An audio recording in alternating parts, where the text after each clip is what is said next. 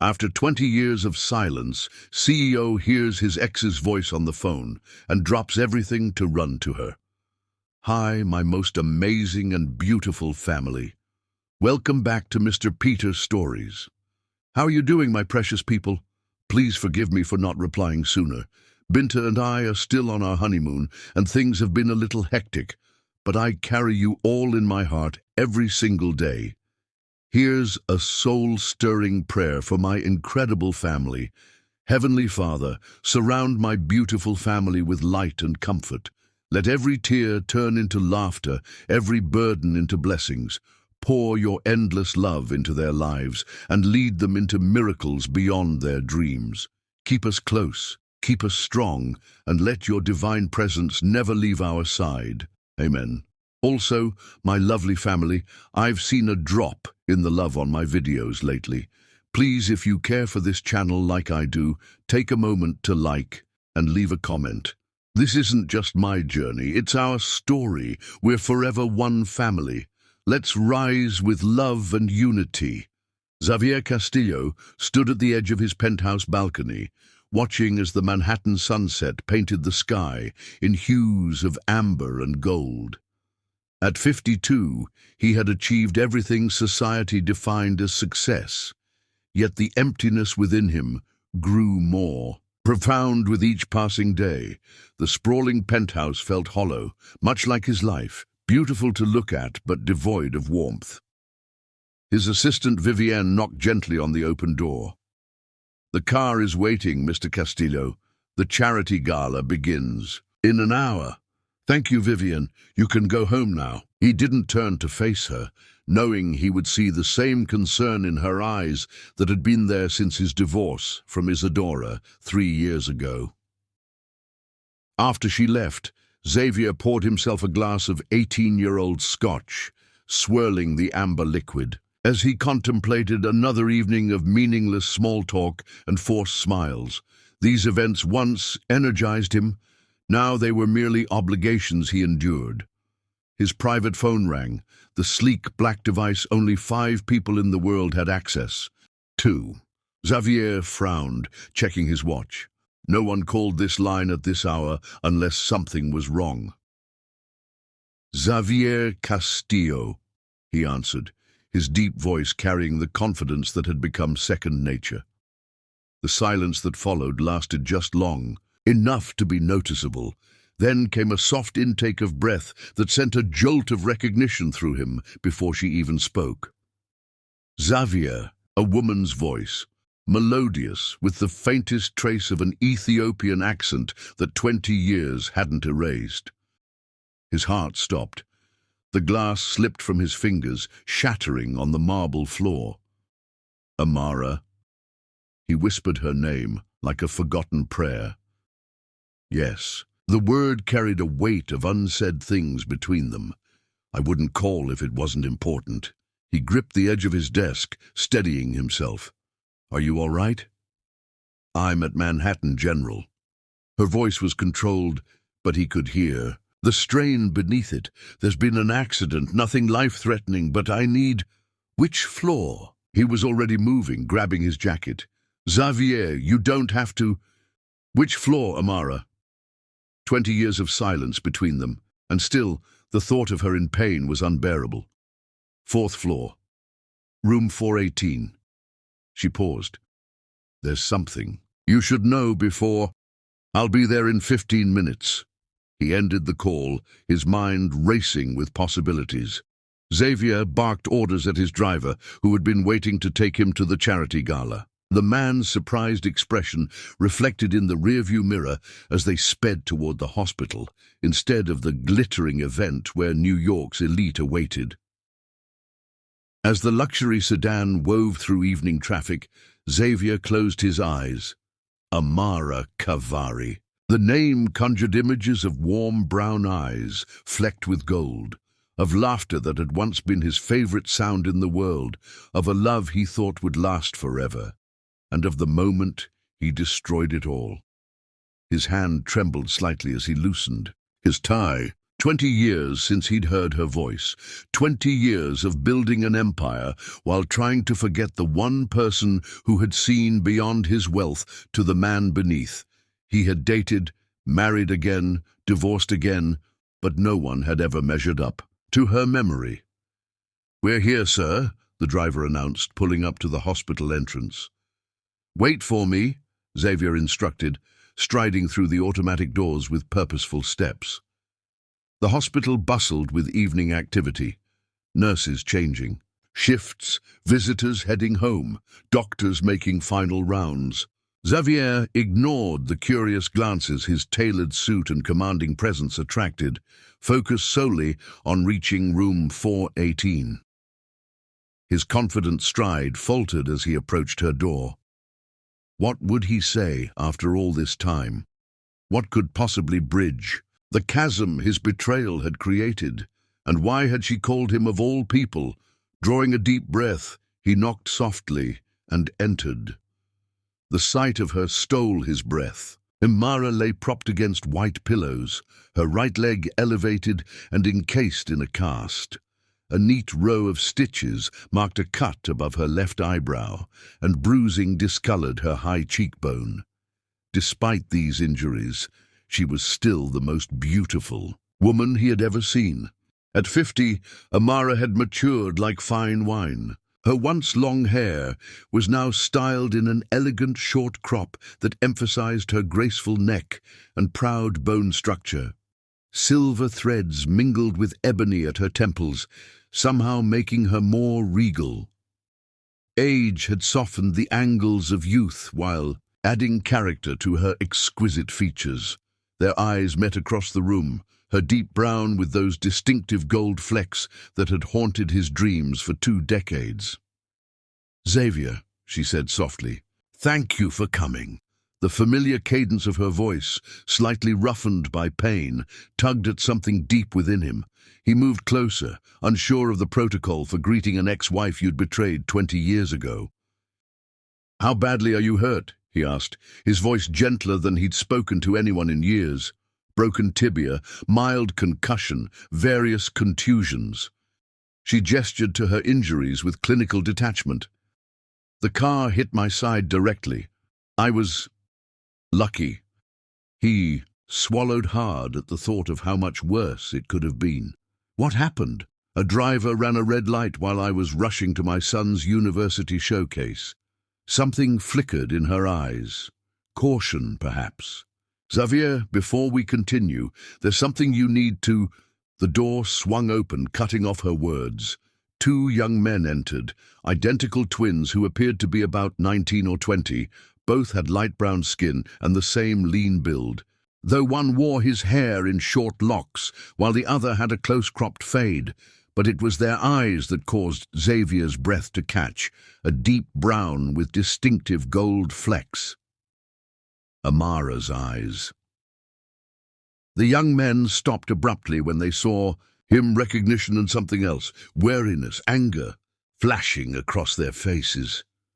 "Mom," said the one with locks, his voice tight with tension. "Everything okay?" Amara's expression softened as she looked at them. "Yes, Khalil, this is an old friend who came to help." "An old friend," repeated the other twin, his tone making it clear he knew exactly who Xavier was. Interesting timing.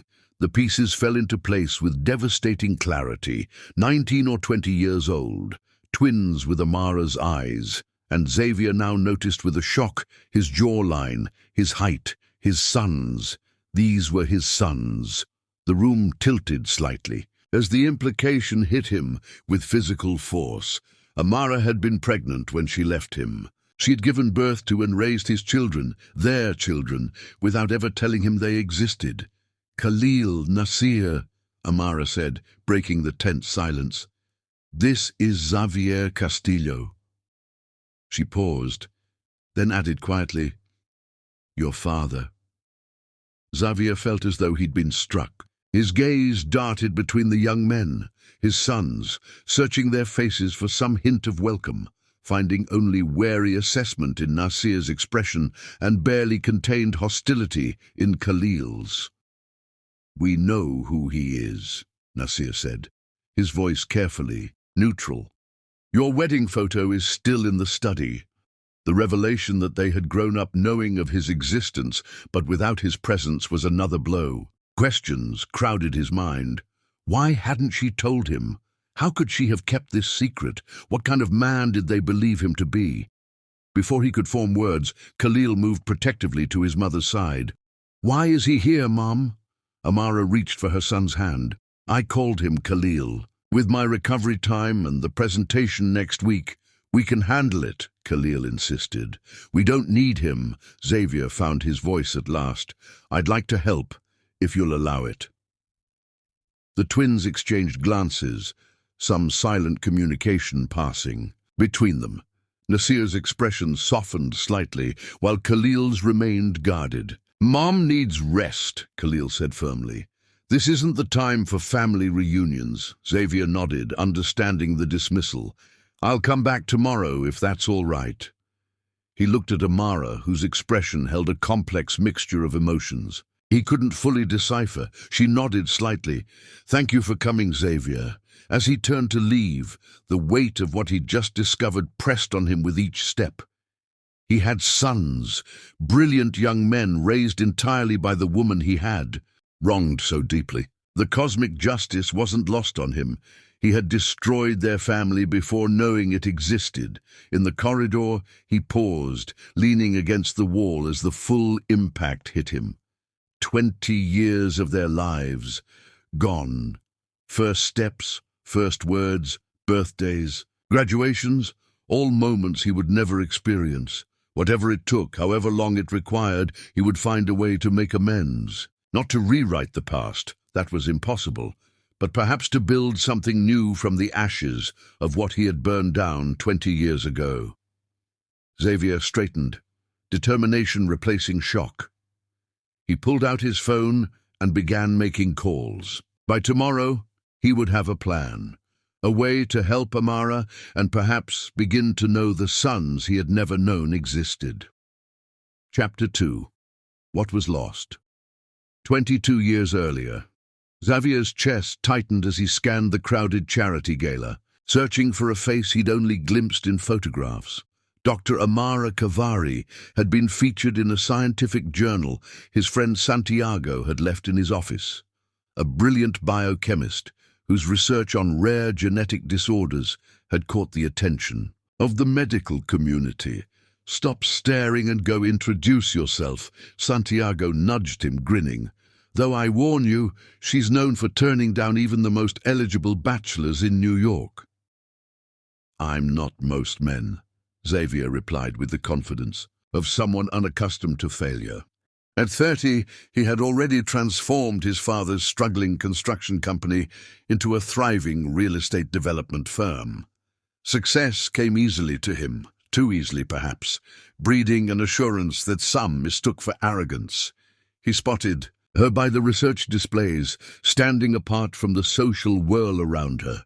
Her emerald green dress contrasted beautifully with her dark skin, and her elegant updo showcased the graceful curve of her neck. Excuse me, he said, approaching with practiced charm. I've been reading about your work on enzyme replacement. Therapies, fascinating research. Amara looked up, her expression shifting from surprise to skepticism. You've read my paper on lysosomal storage disorders? I have, he admitted, having stayed up half the night absorbing the complex article. Though I confess some of the biochemistry was beyond me. The slight smile that touched her lips told him his honesty had scored a point. And yet you're here at a fundraiser for rare disease research. Most real estate developers stick to property galas. You know who I am? It was his turn to be surprised. Xavier Castillo, your Chelsea Heights. Development has been controversial. Her tone was neutral, but her eyes, a deep brown with captivating gold flecks, held challenge. Most women in his social circle would never bring up his business controversies within minutes of meeting him. It was refreshing. The project includes affordable housing units, he defended, finding himself genuinely wanting to explain rather than dismiss her concern. 15%, she counted, when the neighborhood was previously 100% working class. The conversation quickly evolved into a spirited debate about urban development ethics and community responsibility. Xavier found himself working harder than he had in years to defend his positions, and more surprisingly, reconsidering some of them in the face of her thoughtful arguments. "You're not what I expected," he admitted as they moved to a quieter corner, champagne in hand. "What did you expect? Someone less—" He searched for the right word. "Challenging." Amara laughed, the sound warming something in his chest. "I've never seen the point in conversations that don't challenge you to think differently." When an older colleague interrupted to discuss research funding, Xavier seized the opportunity. "Have dinner with me tomorrow?" Amara hesitated, studying him with those perceptive eyes. "I don't think we move in the same circles, Mr. Castillo. That's precisely why you should say yes." He handed her his card. "Sometimes the most interesting perspectives come from outside our usual circles." To his surprise, she called the next day. Their dinner conversation lasted 5 hours, ranging from her childhood split between Ethiopia and London to his journey from construction worker's son to successful developer. She challenged his thinking, made him laugh, and for the first time in years, made him feel seen beyond his wealth and status. 3 months later, they were inseparable. Amara brought color and depth to Xavier's life that he hadn't realized was missing. He found himself volunteering at community centers in neighborhoods he previously only viewed as development opportunities. She began to see the potential for good in his work beyond her initial assumptions. "You've changed me," he told her one night as they lay tangled in his sheets, the Manhattan skyline twinkling through the windows. She traced his jawline with gentle fingers. "We've changed each other. That's what love at its best should do." He proposed 6 months after they met, on a rooftop garden he'd secretly designed based on the Ethiopian and English gardens she'd described from her childhood. When she said yes, Xavier felt a certainty he'd never known before. This was what he'd been building toward his entire life, without realizing it. Their wedding was intimate, but elegant, a blend of their cultural backgrounds. Amara was radiant in a gown that incorporated traditional Ethiopian embroidery, and Xavier couldn't take his eyes off her as she walked toward him. The future stretched before them, bright with promise.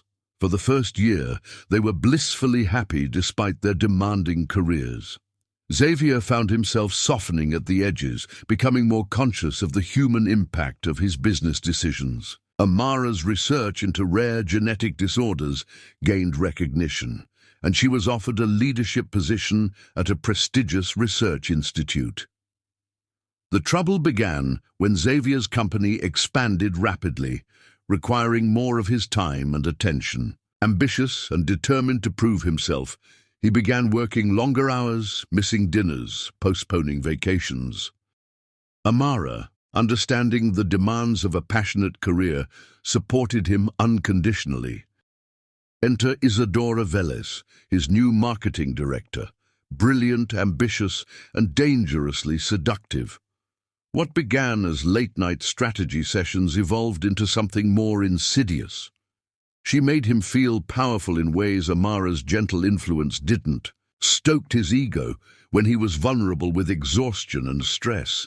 The affair lasted 3 months, 3 months of compartmentalized guilt, of telling himself it was just physical, of lying to the one person who had never been anything but honest with him, until the night Amara found them together. She had come to surprise him at his office after completing a breakthrough in her research. Instead, she found her husband with Isadora in a position that left no room for explanation or denial. The scene was seared into his memory, Amara standing in the doorway, her eyes widening with shock and then narrowing with a pain so profound it made him physically ill to recall it. The manila folder in her hands, containing her research breakthrough, slipping to the floor, papers scattering like the pieces of their marriage. Amara didn't scream, didn't throw things. The quiet dignity with which she absorbed the betrayal was infinitely worse than any outburst could have been. "I expected more of you," she said, her voice steady despite the tears streaming down her face. Not fidelity, though that should be a given, but honesty, courage.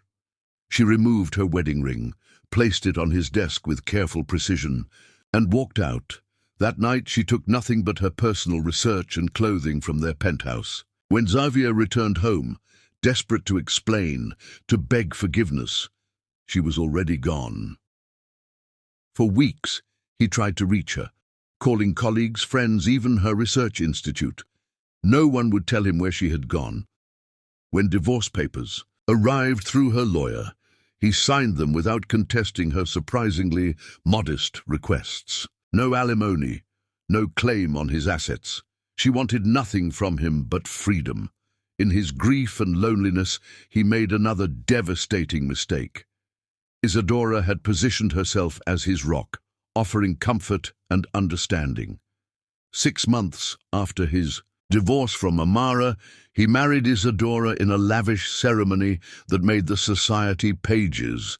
The marriage was a disaster from the start.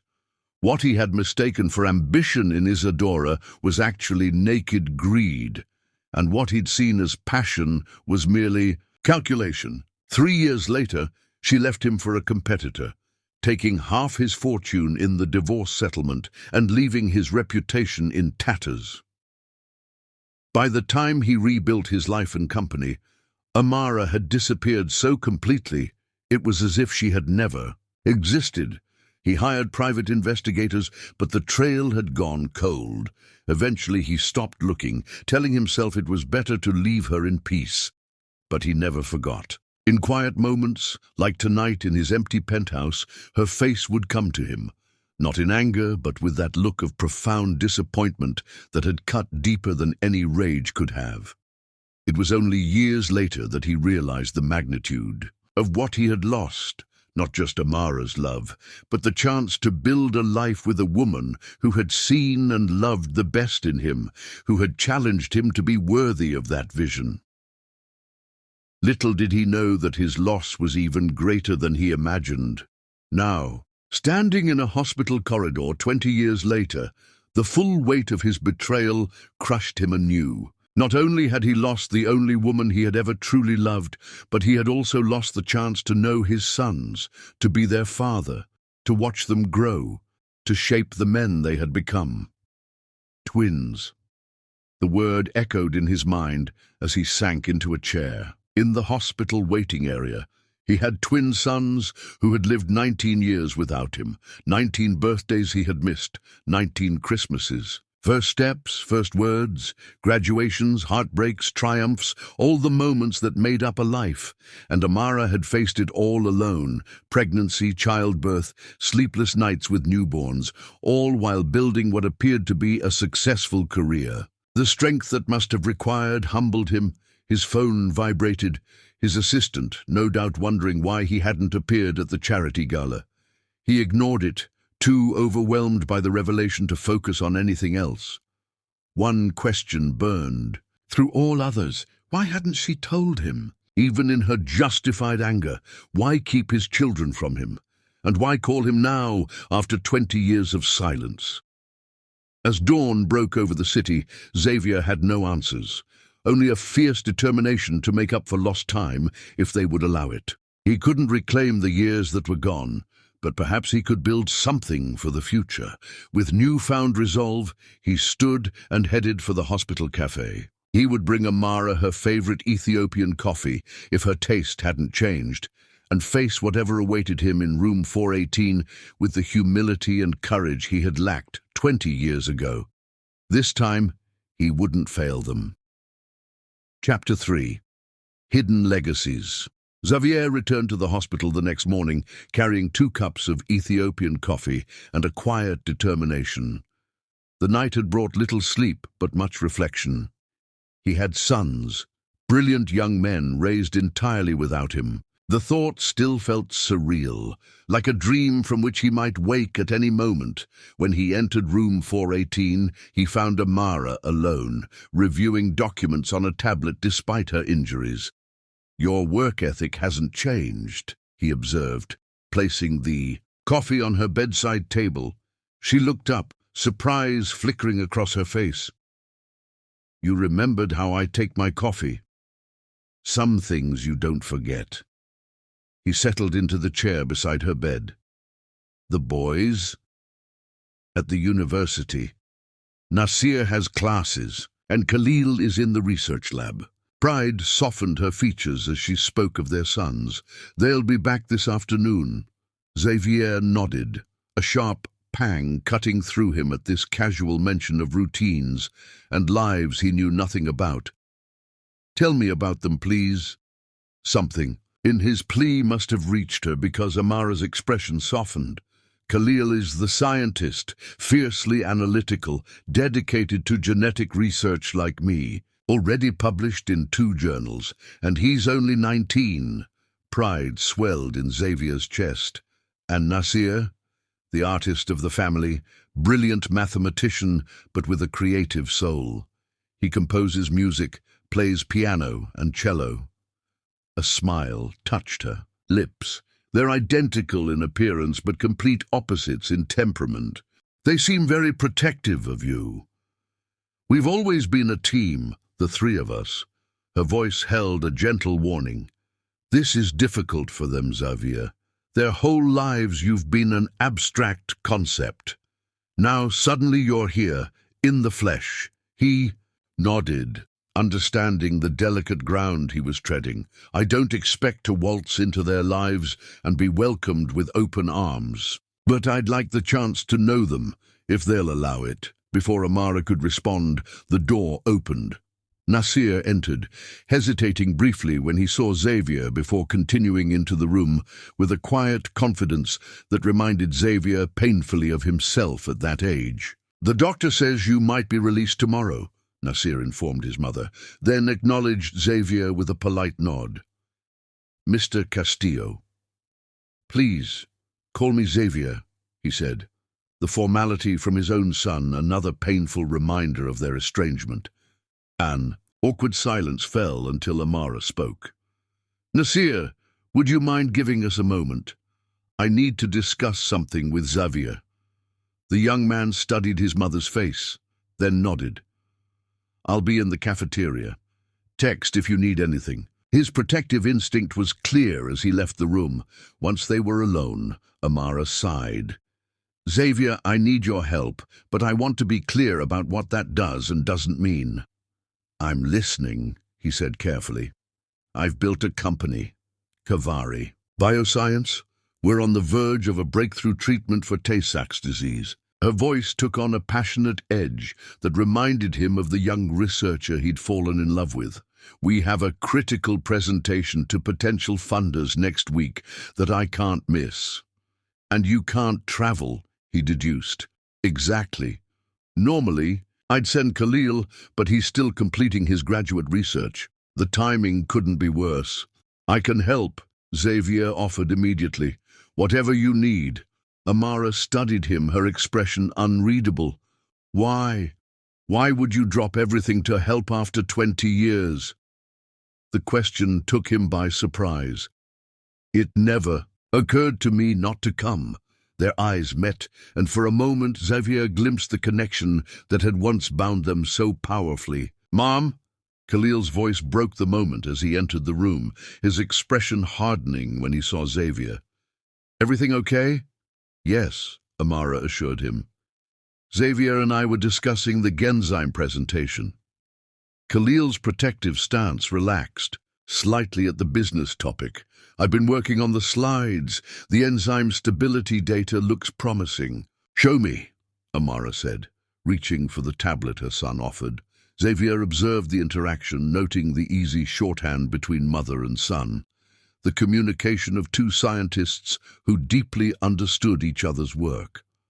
Another reminder of what he had missed. "Your research," he ventured, "is it related to what you were working on before?" Amara nodded without looking up from the tablet. An evolution of it. I never gave up on finding treatments for these disorders. She's being modest, Khalil interjected, surprising Xavier by addressing him directly. Her enzyme replacement therapy for Fabry disease has saved thousands of lives. This new approach could do the same for Tay-Sachs patients. The pride in his son's voice made Xavier's chest tighten. That's remarkable, Amara. It's taken nearly 20 years, she said quietly, which is why this presentation is so crucial. The funding would accelerate our clinical trials significantly. Xavier sensed an opening. Let me help. I have connections at Genzyme. We don't need your connections, Khalil cut in sharply. Mum's research speaks for itself. Khalil. Amara's voice held a gentle warning. The young man sighed, running a hand over his locks in a gesture so like Xavier's own that it startled him. Fine, but we don't need charity. It wouldn't be charity, Xavier said carefully, just facilitation. Before Khalil could respond, the door opened again and Nasir returned with a tray of hospital food. Mum's lunch, he announced, setting it down, and her medication schedule. He handed Xavier a printed sheet without hesitation, surprising everyone. In the room, Xavier accepted it with murmured thanks, oddly touched by this small gesture of inclusion. The discharge papers are ready for tomorrow, Nasir continued. They want to do one more scan this afternoon, but everything looks good. Thank you, sweetheart, Amara said. Have you both eaten? We're fine, Mum, Khalil assured her. Focus on yourself for once. The casual affection between them made Xavier feel like an intruder, observing a family unit that had functioned perfectly well without him for 19 years. I should go, he said, rising. Let you rest before your scan, but I'll be back tomorrow to help with the discharge, if that's all right. Amara nodded. Thank you, Xavier. Her voice remained formal, but something in her eyes softened slightly.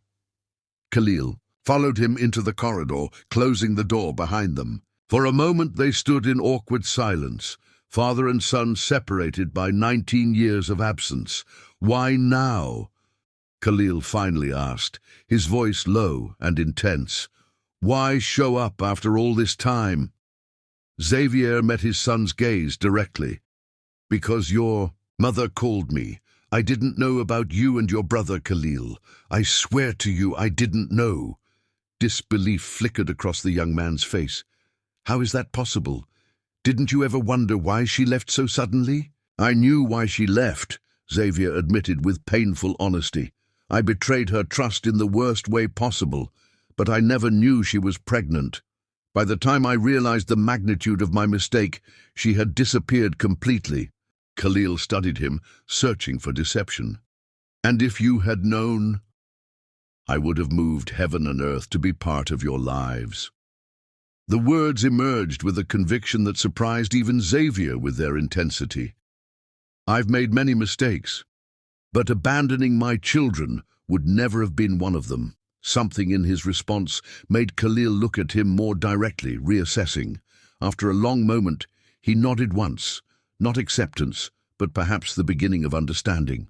Mom needs someone to help during her recovery, he said stiffly. Nasir and I have finals and research commitments we can't miss. But that doesn't mean... I understand, Xavier interrupted gently. No expectations. I'm here to help, nothing more. Anything beyond that will be up to you, your brother, and your mother. Khalil nodded again, then hesitated. She never said anything bad about you all these years. She just said you loved each other once, but couldn't make it work. He paused.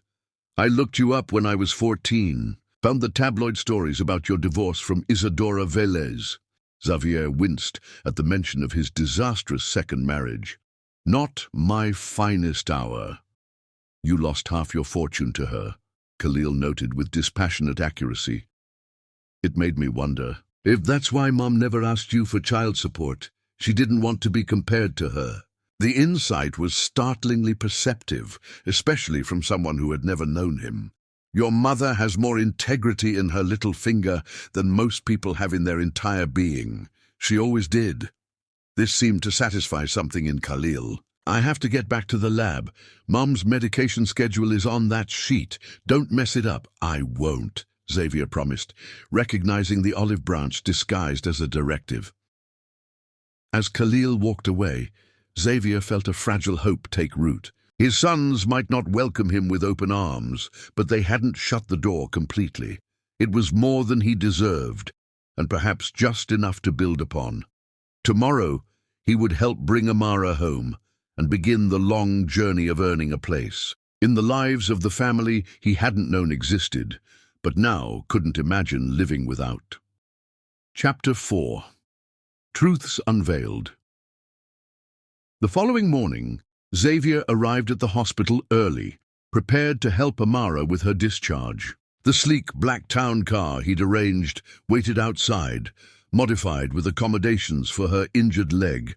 When he entered her room, he found her already dressed in loose-fitting clothes, her hair neatly styled despite the hospital stay. Even injured, she maintained the quiet dignity that had always characterized her. "Ready to go home?" he asked, setting down the coffee he'd brought. "More than ready." She gestured to the cast on her leg with frustration. 6 to 8 weeks of this. It's going to drive me crazy."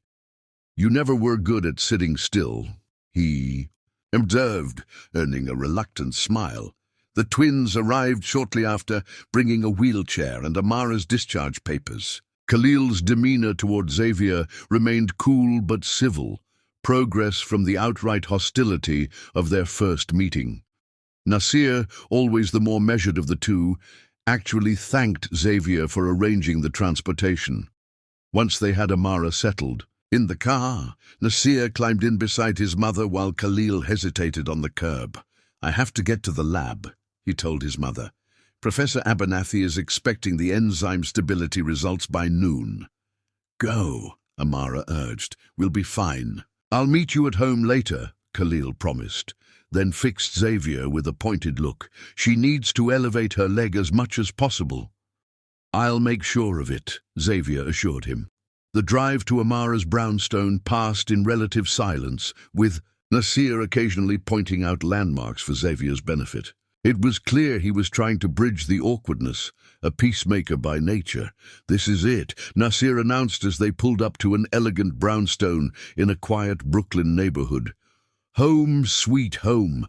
Getting Amara inside and settled in the temporary bedroom that had been prepared on the first floor took some maneuvering, but soon she was comfortably propped on a mountain of pillows, her injured leg elevated. "Thank you both," she said, though fatigue lined her face. "Nasir, don't you have a composition class at 11? "I can skip it," he began, but Amara shook her head firmly. "Absolutely not. Your final portfolio is due next week." She glanced at Xavier.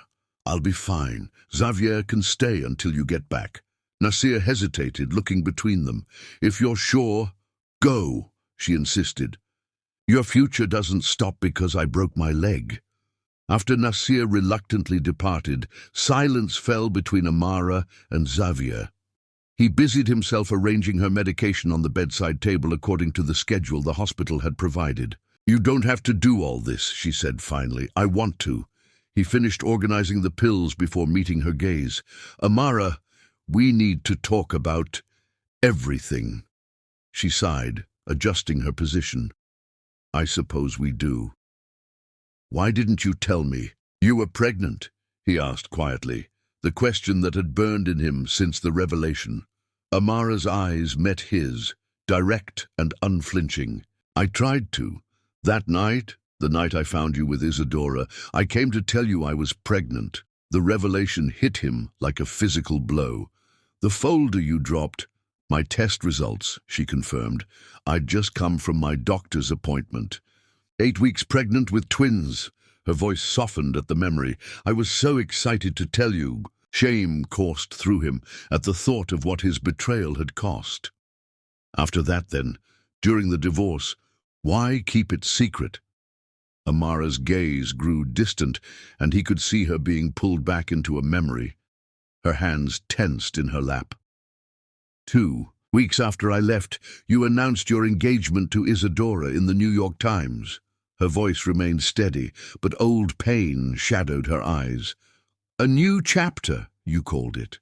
She closed her eyes briefly, and Xavier could see she was reliving. Something painful. I remember the exact moment I knew I couldn't tell you, she said softly. I was still reeling from finding you with her, still trying to process that my marriage was over, when my doctor called. 20 years earlier. Amara sat on the edge of the hotel bed, staring at the phone in her hand. Dr. Patel had sounded concerned, almost secretive. Someone's been asking questions about your medical records, Dr. Kavari, a private investigator claiming to represent your husband. Her hand instinctively moved to her still flat abdomen. What did they want to know? They were particularly interested in your recent appointments. I didn't disclose anything, of course. Patient confidentiality is sacred, but I thought you should know. After hanging up, Amara moved to the window, watching rain streak across the glass. The New York Times lay on the desk where she'd left it, open to the society page announcing Xavier and Isadora's engagement. The ink was smudged where her tears had fallen. A private investigator, searching for leverage, no doubt. Information Isadora could use. Her phone rang again, Xavier's number. She let it go to voicemail, as she had the dozen times before. The message was the same. He was sorry. He wanted to talk, to explain, but the engagement announcement told her everything. She needed to know. He had already moved on, already chosen Isadora, and now they were searching for information about her. Her hand pressed against her stomach again, a protective gesture. I won't let them use you, she whispered to her unborn children. I won't let you become pawns in whatever game they're playing. That night, she booked a one-way ticket to Addis Ababa, where her mother's family would welcome her without questions, where her children would be safe. Then my doctor called to warn me, Amara continued, returning to the present. Someone had been asking questions about my medical records, a private investigator claiming to represent you. Xavier's brow furrowed, in genuine confusion. I never hired anyone to— Isadora did, Amara cut in, using your name, your authority. Without my knowledge, he said, the pieces falling into place with horrifying clarity. Amara nodded. I didn't know that then. All I knew was that the man who had betrayed me was now engaged to his mistress and apparently investigating me. I was terrified you would try to take the children. I would never have— How would I have known that? She challenged. That Xavier I thought I knew would never have cheated on me. Yet there you were. The truth of her words silenced any defense he might have offered. She was right. Her trust in him had been shattered completely. Why would she have risked the well-being of her unborn children? So I left the country, Amara continued after a moment. My mother still had family in Ethiopia. I went there until the twins were born, then built a quiet life focusing on my research and raising our sons. And when you returned to America, he asked, you were all over the tabloids, fighting with Isadora in a very public, very ugly divorce. She sighed. It only confirmed my fears about what environment my children would have been exposed to. Xavier absorbed this, feeling the weight of his past mistakes crushing him anew. His betrayal had not only cost him his marriage, but his chance to know his children as they grew. You could have reached out after that, he said softly, after Isadora was gone. Amara's expression softened slightly. By then, the boys were 5. We had our routines, our life. Opening that door seemed like inviting chaos into their stability. She paused. And perhaps I was afraid. Afraid of me. Of disrupting what we'd built. Of watching you disappoint them as you had disappointed me. Her honesty was gentle but unflinching. The boys asked about you as they grew older. I showed them our wedding photo, told them you were their father. I never lied, but I didn't volunteer the painful details either. You spared them the ugly truth, he noted. They were children. They didn't need to carry adult burdens. Her expression grew distant. As teenagers, they discovered more on their own. The internet makes privacy impossible. Xavier ran a hand through his silver-streaked hair. All these years, I had no idea. If I had known, Amara, what would you have done differently? She asked, not unkindly. The question gave him pause.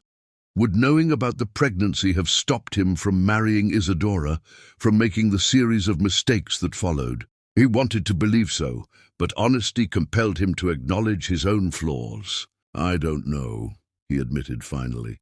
I'd like to think I would have been a better man, but the truth is, I had to lose everything to understand what really mattered. Something in his candor seemed to reach her. We can't change the past, Xavier. But here we are now. Here we are, he echoed, studying the remarkable woman before him. Still beautiful, still principled, now with the added grace of maturity. For what it's worth, I'm sorry, not just for the affair, but for everything you had to face alone. Amara nodded, accepting his apology without diminishing the weight of what had happened. The boys are extraordinary young men. Whatever mistakes we made, they turned out wonderfully. Thanks to you, Xavier said with genuine admiration. You raised them to be thoughtful, brilliant, protective, everything good parents hope for. They have your determination, she admitted with a small smile, and your height, and Khalil has your temper. This unexpected glimpse of connection between him and his sons touched something deep within Xavier. Will you tell me more about them, about what I missed? Amara hesitated, then reached for a photo album on the nearby shelf. Nasir keeps these organized chronologically. He's the sentimental one.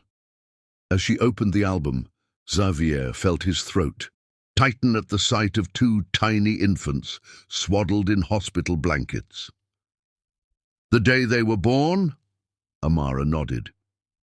July 12th. Khalil was born first, then Nasir 2 minutes later. She turned the page to show the babies at home.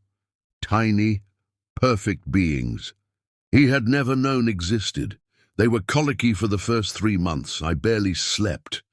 Page after page revealed the story of his sons' lives. First steps, first birthdays, school pictures, science fair projects, music recitals. Each image was a moment forever lost to him, yet precious in its documentation. Khalil built this protein. Model in 4th grade, Amara explained, pointing to a complicated structure of toothpicks and styrofoam balls. His teacher didn't believe he'd done it himself until he explained every amino acid bond in detail. And Nasir composed his first piano piece at 7. Her voice softened with pride. He played at Carnegie Hall last year with the Young Musicians Symphony. The weight of all he had missed pressed on Xavier's heart, but beneath the regret was a growing determination. He couldn't reclaim these lost moments, but perhaps he could be part of their future. When they reached the last filled page, the twins, at their high school graduation, tall and handsome in their caps and gowns, Xavier closed the album gently. "Thank you," he said simply, "for sharing this with me, for raising them so well, for—" He hesitated. "For calling me when you needed help." Amara studied him, her expression thoughtful. "People can change, Xavier. I've seen it in my research.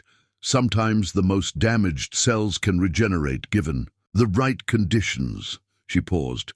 "I'm not making any promises, but I'm willing to see where this goes for the boy's sake." It was more than he had dared hope for, a chance, however tentative, to know his sons and perhaps rebuild some measure of trust with the woman he had wronged so deeply. "That's all I ask," he said quietly, "a chance to try. The sound of the front door opening signaled Nasir's return from class, ending their private conversation, but opening the door to possibilities neither had imagined just days before. Chapter 5.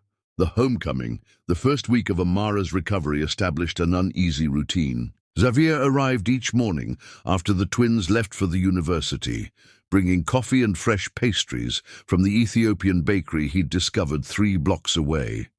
He would help Amara with her physical therapy exercises, ensure she took her medication on schedule, and assist with the daily conference calls she insisted on maintaining with her research team. The brownstone revealed layers of the life Amara had built without him. Every room told stories of their family, framed academic awards alongside concert programs, family photos from trips around the world, bookshelves overflowing with medical journals and classical sheet music. It was a home in the truest sense, filled with love and shared experiences.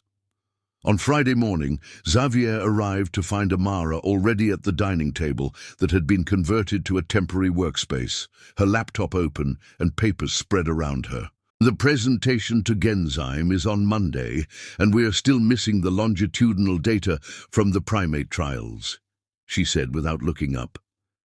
"Good morning to you too," he replied, setting down her coffee. "Have you eaten?" She waved dismissively. "I'm not hungry. You need to eat with your medication." He moved into the kitchen with the familiarity of someone who had quickly learned its organization. "I'll make some toast and eggs." "You don't have to cook for me," she protested, though her attention remained on her work. "Consider it self-interest. If you collapse from neglecting your health, your sons will hold me personally responsible." His tone was light, but the concern behind it was genuine. As he prepared a simple breakfast, Xavier observed Amara from the kitchen. Even injured and working from home, she maintained the focused intensity that had first drawn him to her all those years ago. Her dedication to her research was absolute, a passion not dimmed by time or circumstance. "Here," he said, placing the plate beside her. "Eat, then work." She looked up at last, about to argue when the doorbell rang. "That must be Zendaya. She said she'd stop by this morning." Xavier went to answer, having been warned about Amara's younger sister. When he opened the door, he found himself facing a stunning woman whose resemblance to Amara was obvious, though her expression was far less welcoming. "So it's true," she said without preamble. "You're actually here." "Zendaya," he nodded, stepping aside to let her enter. "Amara mentioned you'd be coming.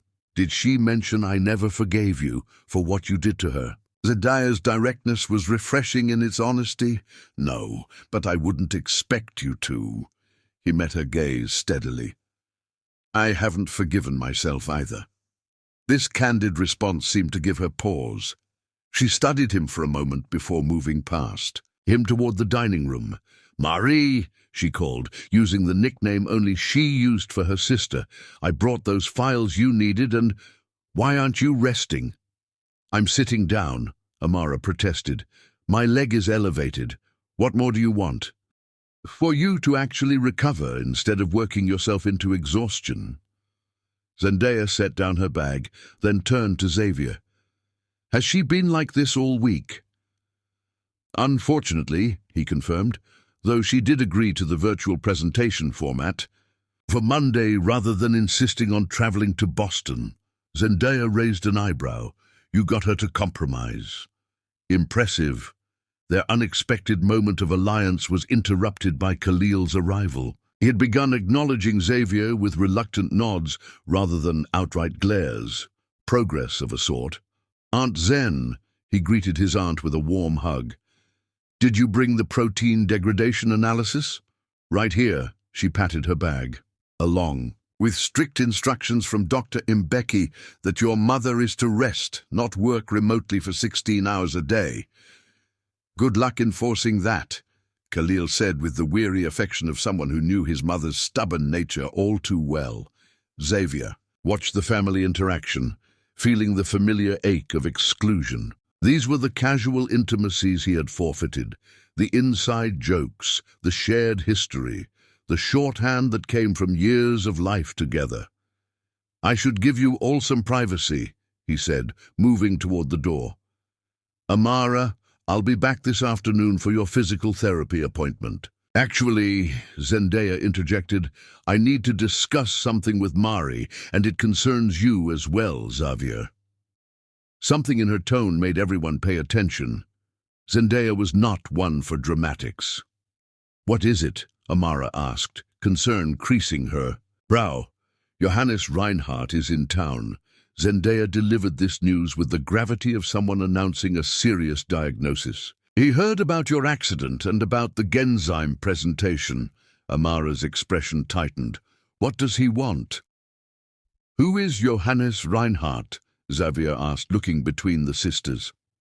"The CEO of Meridian Pharmaceuticals," Khalil explained, his voice hardening. "They've been trying to acquire Mum's company for years, or steal her research, whichever comes first. He's requested a meeting," Zendaya continued, "tomorrow, here." "Absolutely not," Khalil objected immediately. "Mum needs rest, not a corporate vulture circling." "I agree," Xavier said, surprising himself by joining the conversation. "If he wants to make an offer, he can go through proper channels." 3 pairs of eyes turned to him. Amara's thoughtful, Zendaya's speculative, and Khalil's slightly less hostile than usual. "Unfortunately," Amara sighed, "it's not that simple. Reinhardt sits on Genzyme's review board for grant applications." The implications were immediately clear. Refusing to meet could jeopardize the funding they needed for the clinical trials. "Then I'll meet with him," Xavier offered. "On your behalf." "You." Khalil's skepticism was evident. "You don't know anything about our research." "I know business tactics," Xavier countered calmly, "and I recognize a power play when I see one. This Reinhardt is exploiting Amara's vulnerability to force a meeting on his terms." Zendaya studied him with newfound interest. "He's not wrong, Mari." Amara tapped her fingers on the table, a habit she'd had since graduate school, when deep in thought. "He would expect to find me weakened and desperate," she mused. "What if instead he finds himself facing not just me, but a united front?" "What are you suggesting?" Khalil asked. "That we all meet with him," Amara said, her gaze including Xavier. "Zendaya as my research partner, Khalil as our rising star scientist, and Xavier as—" She hesitated. "Your business advisor," Xavier supplied, understanding her reluctance to define his role more personally. Something passed between them, an acknowledgement of boundaries, but also of possibilities. Amara nodded. "Yes, my business advisor." For the first time since his arrival, Xavier felt truly included in their family circle, if only in a peripheral way. It was a start. The next morning brought a flurry of preparation. Nasir, though not part of the research team, arranged the living room for the meeting, setting up Amara's presentation materials on a large screen.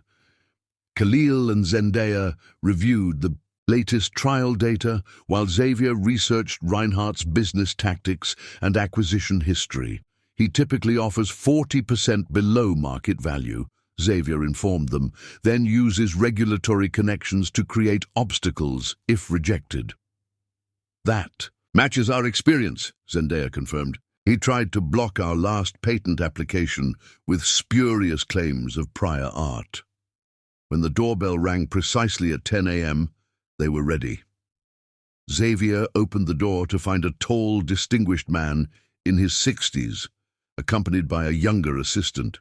Carrying a leather portfolio, "Mr. Reinhardt," Xavier greeted him with professional courtesy. "Please come in. Dr. Kavari is expecting you." The older man's eyes narrowed slightly, clearly not having anticipated Xavier's presence. "And you are?" "Xavier Castillo, Dr. Kavari's business advisor." Recognition flickered in Reinhardt's eyes. Xavier's reputation in business circles preceded him. Good. Let him wonder about this unexpected alliance. The meeting began cordially enough, with Reinhardt expressing seemingly genuine concern about Amara's accident. But the pleasantries soon gave way to his true purpose. In light of your current situation, he began smoothly, Meridian would like to offer you a partnership. We would acquire Kavari Bioscience, with you continuing as head of research, naturally. How generous, Amara replied with equal smoothness. And what value have you placed on my company and its patents? The figure Reinhardt named was, as Xavier had predicted, insultingly low. Khalil's expression darkened, but a subtle gesture from his mother kept him silent. That's an interesting starting point, Xavier commented, his tone casual but his eyes sharp. Though it fails to account for the market potential of the Tay-Sachs treatment once it clears clinical trials. Clinical trials that require significant funding, Reinhardt reminded them. Funding that the Genzyme Committee will be considering. On Monday, the threat was thinly veiled.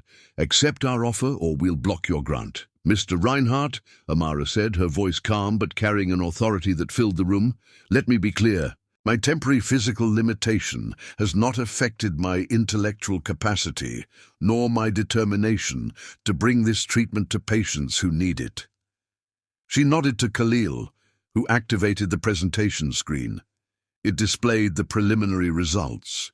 From their latest trials, results so promising that even Reinhardt's carefully controlled expression couldn't hide his surprise. As you can see, Zendaya continued seamlessly, the enzyme stability issues have been resolved. The treatment is ready for human trials, which makes your timing interesting, Xavier added, leaning forward slightly. Why the sudden urgency for acquisition? Unless Meridian's competing research has hit a dead end. The flicker in Reinhardt's eyes confirmed Xavier's educated guess. The businessman in him recognized a negotiation advantage when he saw one. What followed was a masterclass in unified strategy. Amara presented the science with unassailable clarity.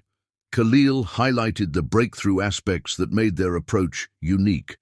Zendaya detailed the patent protections already in place, and Xavier calmly dismantled each business argument Reinhardt offered for the lowball acquisition.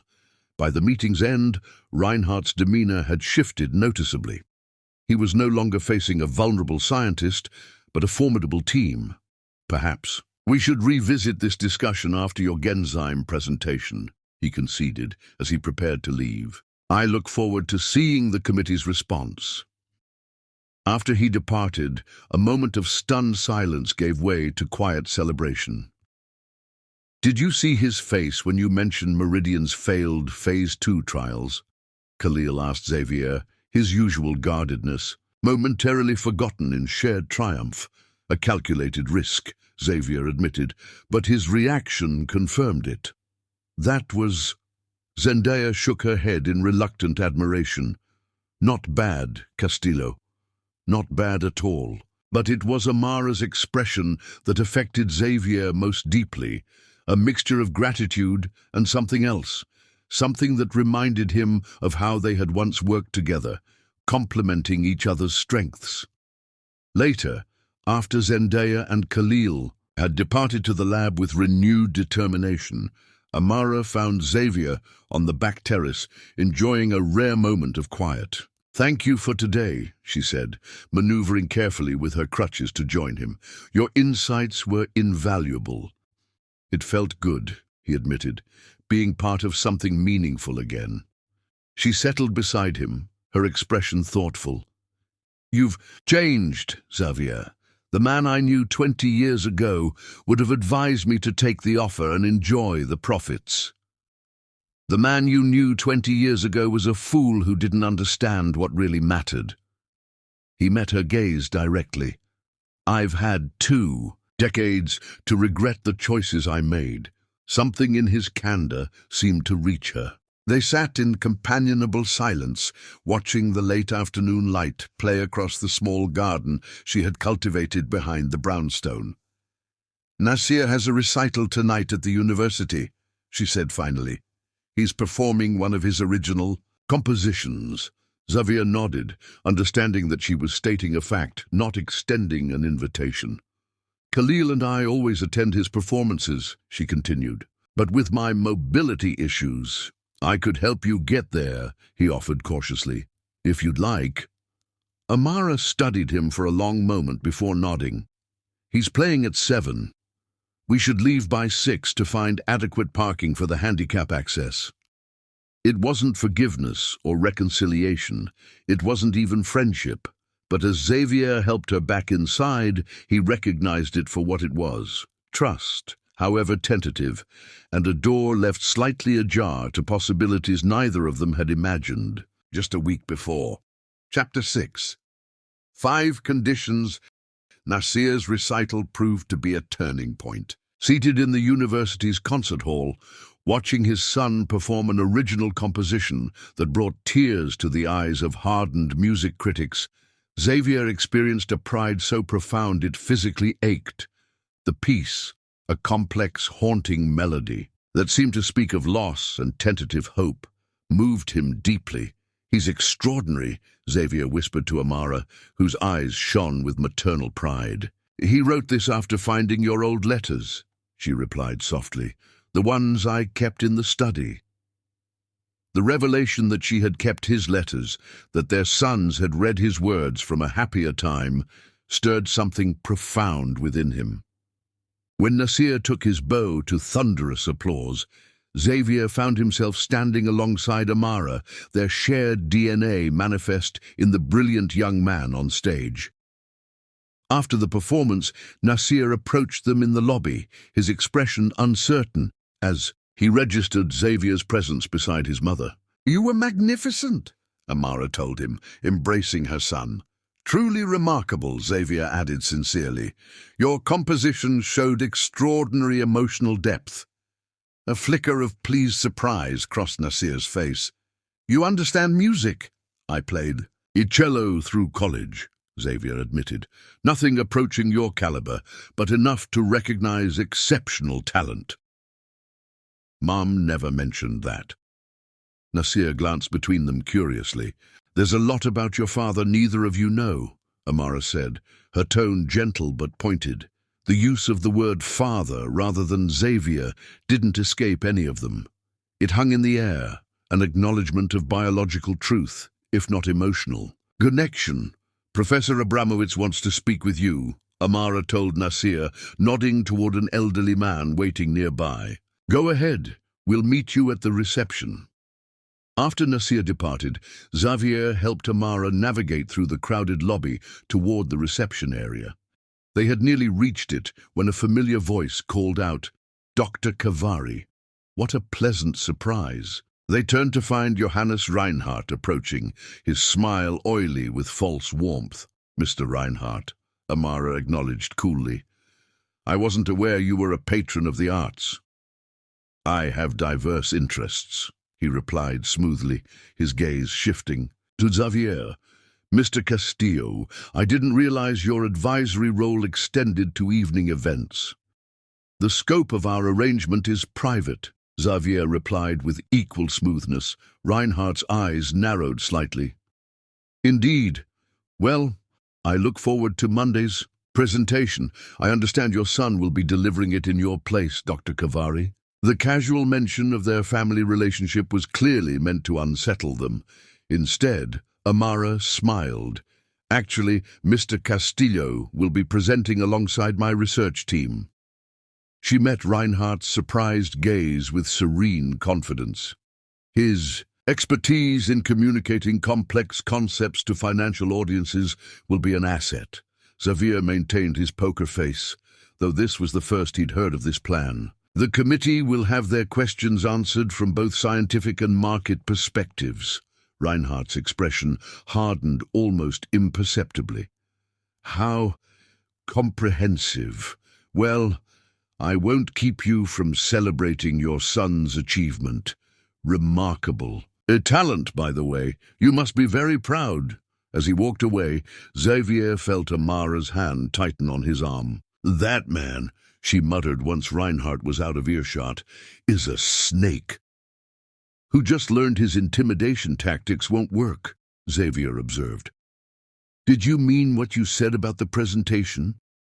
Amara looked up at him, her expression serious. Yes, after seeing you handle him yesterday, I realized you're exactly what we need to secure this funding. She paused. If you're willing, of course. I'm willing, he assured her, trying not to show how deeply her trust affected him. But I'll need to understand your research thoroughly. Khalil can brief you tomorrow. She hesitated. He won't like it, but he'll do it. The next morning brought exactly the resistance Amara had predicted. Khalil paced the living room, his expression thunderous. This is crazy, Mom, he insisted. He knows nothing about enzyme replacement therapy or the complexities of our delivery mechanism. He doesn't need to understand the biochemistry at that level, Amara replied calmly from her position on the sofa. He needs to understand the business case and market potential, which you'll help him with. Khalil turned to Xavier, who had remained silent during the family discussion. No offense, but this is my mother's life's work, our family's legacy.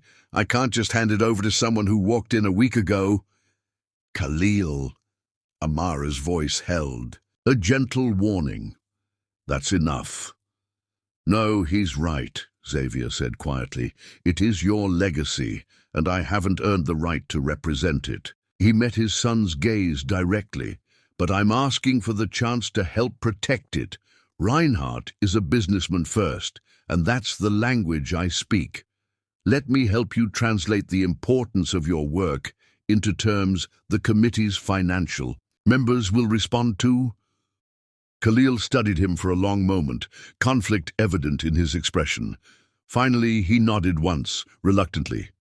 Fine, but I'll be watching every word you say on that stage.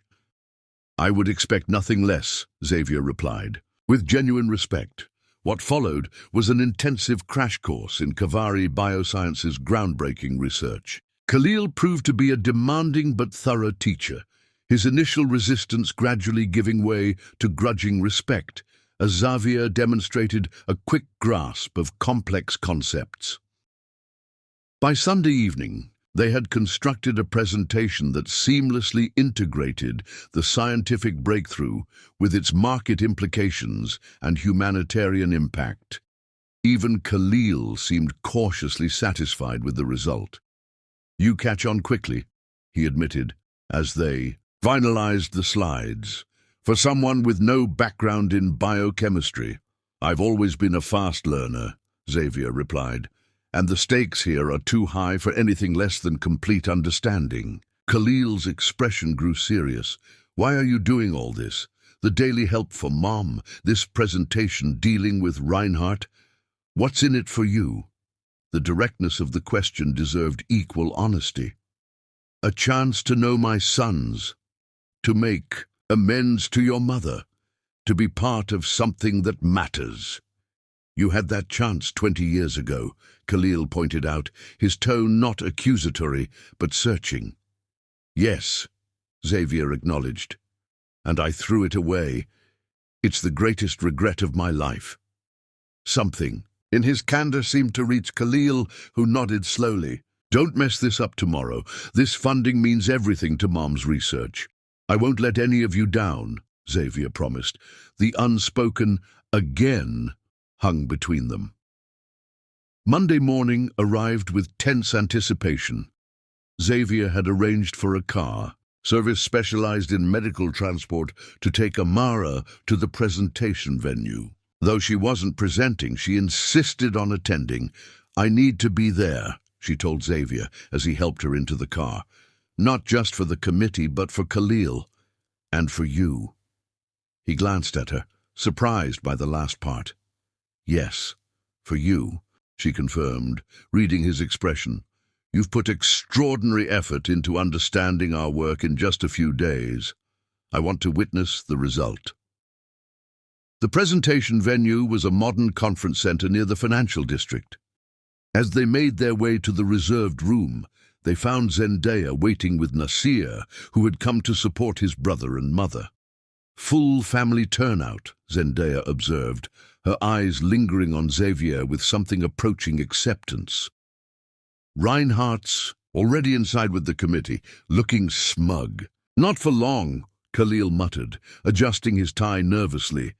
Xavier placed a steady hand on his son's shoulder. "Remember, we start with the human impact, the children and families affected by Tay-Sachs. Let them see the faces behind the science. Before we get into molecular structures," Khalil nodded, drawing a deep breath. "Let's do this." The presentation room was arranged with the committee seated at a semicircular table, Reinhardt prominently positioned in the center. His eyebrows rose slightly at the sight of Amara entering with Xavier's assistance, clearly not having expected her presence. For the next hour, father and son delivered a presentation that left even the skeptical committee members visibly moved and impressed. Khalil explained the scientific breakthrough with passionate clarity, while Xavier translated its implications into market terms that resonated with the financial members. Their seamless transitions between sections spoke of hours of careful preparation.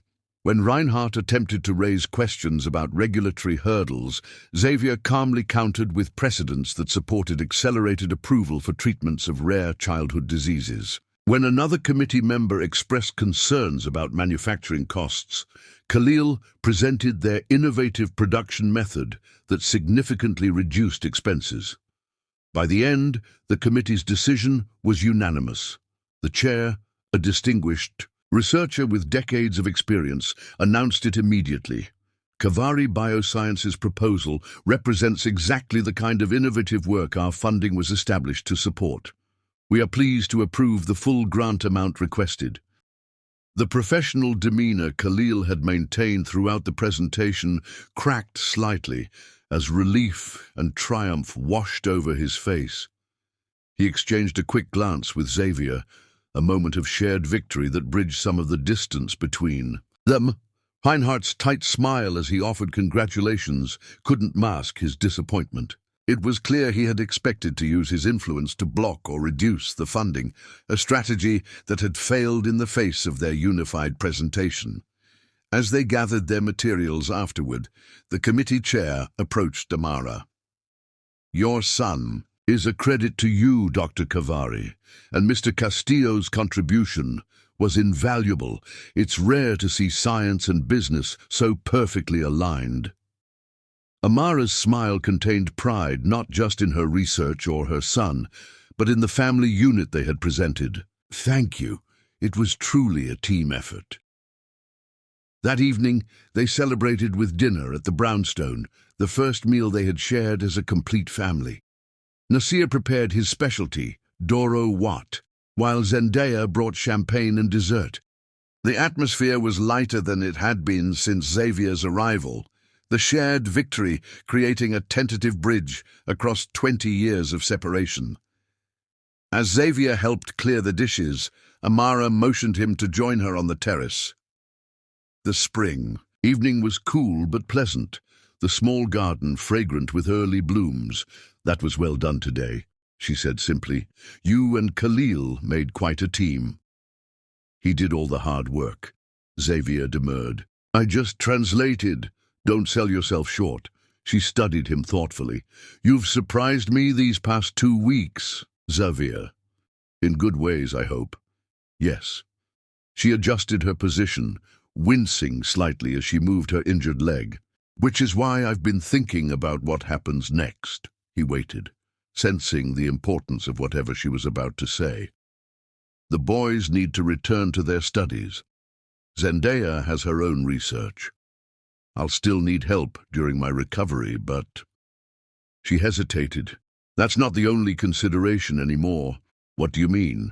"I mean that you've shown genuine commitment to helping us, not just me, but Khalil and Nasir as well." Her eyes met his, direct and unflinching. "They're beginning to see you as more than just a biological connection, and that creates both opportunity and risk." Xavier nodded, understanding instantly. The risk of disappointment. of me walking. Away again. Yes. She drew a deep breath. So, if you want to be part of their lives, of our lives, in any meaningful way, there need to be clear parameters. I'm listening, he said quietly.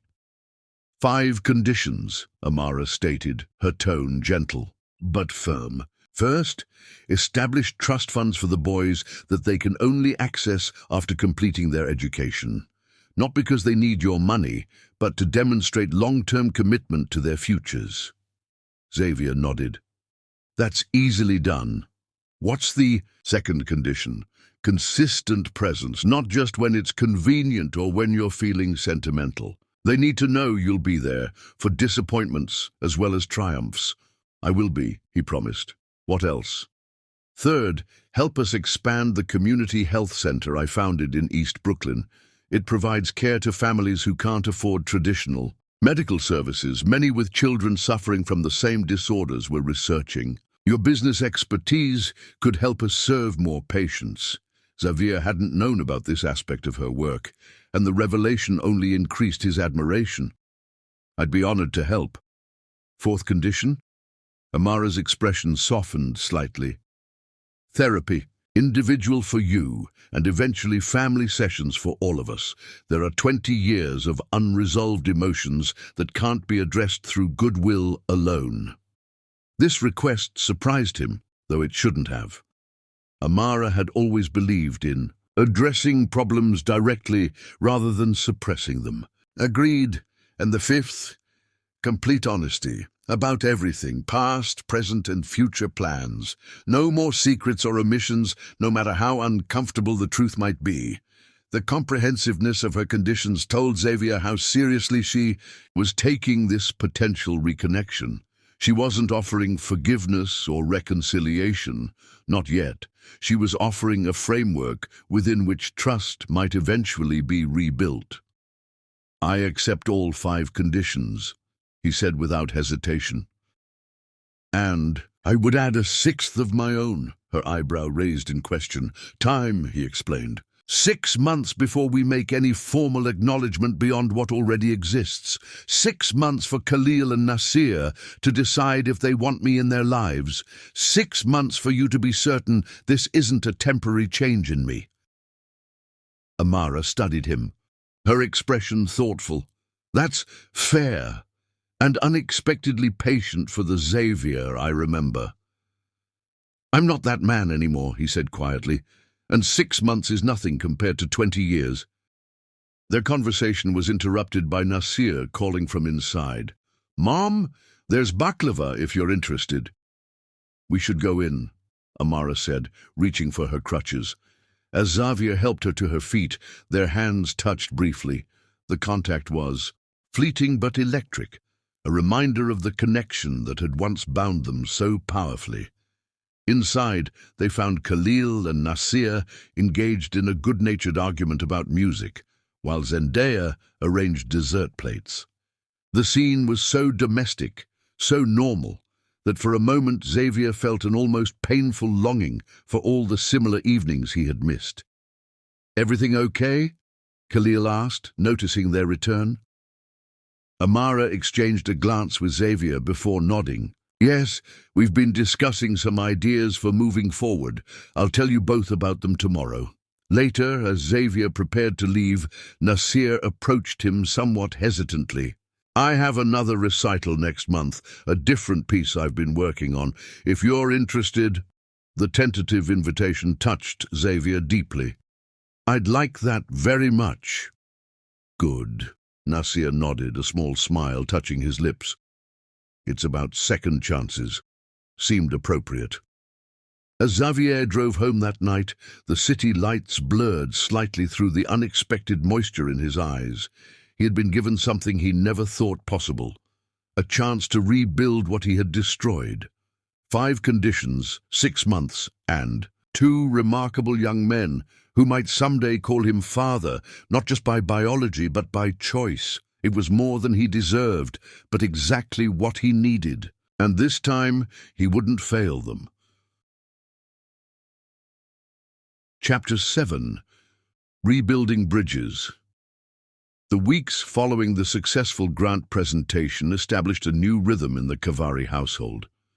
Amara's recovery progressed steadily, allowing her to spend more time at her company's laboratories, though she still required assistance for longer distances.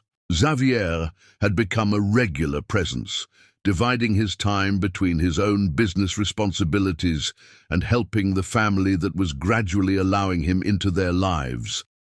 Today marked a significant milestone: Xavier's first visit to the community health center Amara had mentioned in her conditions. Located in a renovated warehouse in East Brooklyn, the Kavari Community Health Initiative served families who couldn't afford traditional medical care, with a special focus on rare genetic disorders. We started with just 2 examination rooms and a part-time doctor, Amara explained as she guided Xavier through the bustling facility. Despite her crutches, she moved with purpose, greeting staff and patients by name. Now we have 12 full-time medical professionals and serve over 3,000 families. Xavier took in the well-organized space, impressed by the efficient operation running on what was clearly a limited budget. "This is remarkable, Amara. Why didn't you ever mention it before?" "It wasn't relevant to the immediate situation," she replied pragmatically. "And I wanted to observe your interactions with the boys before introducing this aspect of our work." Her careful evaluation of his character didn't escape him, nor did the use of "our work," subtly including him in the family's mission. "Mom." Khalil's voice called from a laboratory down the hall. "The centrifuge is acting up again." They found him in a small but well-equipped research lab, frowning at an aging piece of equipment. "Third time this month," he muttered. "We can't keep patching it." "We'll make it work until the grant funds are released," Amara said, with the patience of someone accustomed to stretching resources. Xavier studied the machine. "This model is obsolete. Even repaired, it won't maintain the precision you need for your research." "Tell me something I don't know," Khalil sighed, his frustration evident but without the edge of hostility that had once characterized his interactions with Xavier.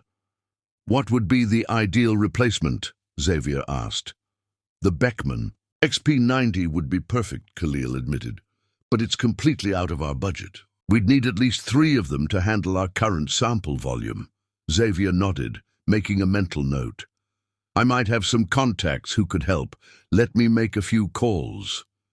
The skepticism in Khalil's expression was clear, but he didn't dismiss the offer outright, another small step forward in their tentative relationship. Later that afternoon, as Xavier drove Amara to her physical therapy appointment, she broached a subject they had both been avoiding. "The therapist I mentioned, Dr. Aluwalia, has an opening tomorrow morning, if you're still committed to that condition." Xavier nodded, keeping his eyes on the road. "I'll be there. She specializes in family reconnection after long separations." Amara continued. "I've been seeing her since we returned from Ethiopia to help process everything." The revelation that she had sought therapeutic support to deal with their past touched him deeply. "Thank you for trusting me with that." Amara was silent for a moment before responding. "Trust is built through action, Xavier. You've been consistent these past weeks." "It's a start." His first session with Dr. Aluwalia the next day proved more challenging than he had anticipated. The gentle but incisive questions about his past choices, his patterns in relationships, and his expectations for reconnection with his sons forced a level of introspection he had avoided for years. "What are you afraid of?" the therapist asked toward the end of their session. "Failing them again," he admitted, "not measuring up to the men they've become without me." "That's understandable," Dr. Aluwalia nodded. "But there's a difference between acknowledging a fear and letting it control your actions. Your sons need to see who you are now, not who you're afraid of being." The wisdom in her words stayed with him, as he headed to his next commitment, a tour of Kavari Bioscience with Nasir, who had unexpectedly offered to show him the facility while Amara attended a board meeting. The company headquarters occupied a modest building near the University Research Park. Unlike the sleek, imposing structure of Castillo Enterprises, Kavari Bioscience felt welcoming and purposeful, with laboratories visible through glass walls and researchers moving between spaces. With energetic focus. Mom designed it this way deliberately, Nasir explained, as he led Xavier through the main research floor. She wanted patients and families to see the work being done on their behalf, makes the science less intimidating. Xavier noted the photographs, lining the hallways, children and adults whose lives had been improved by Amara's treatments. Your mother always understood the human side of business better than I did. She says that's why she fell in love with you initially, Nasir commented casually, because you saw beyond numbers to possibilities for communities.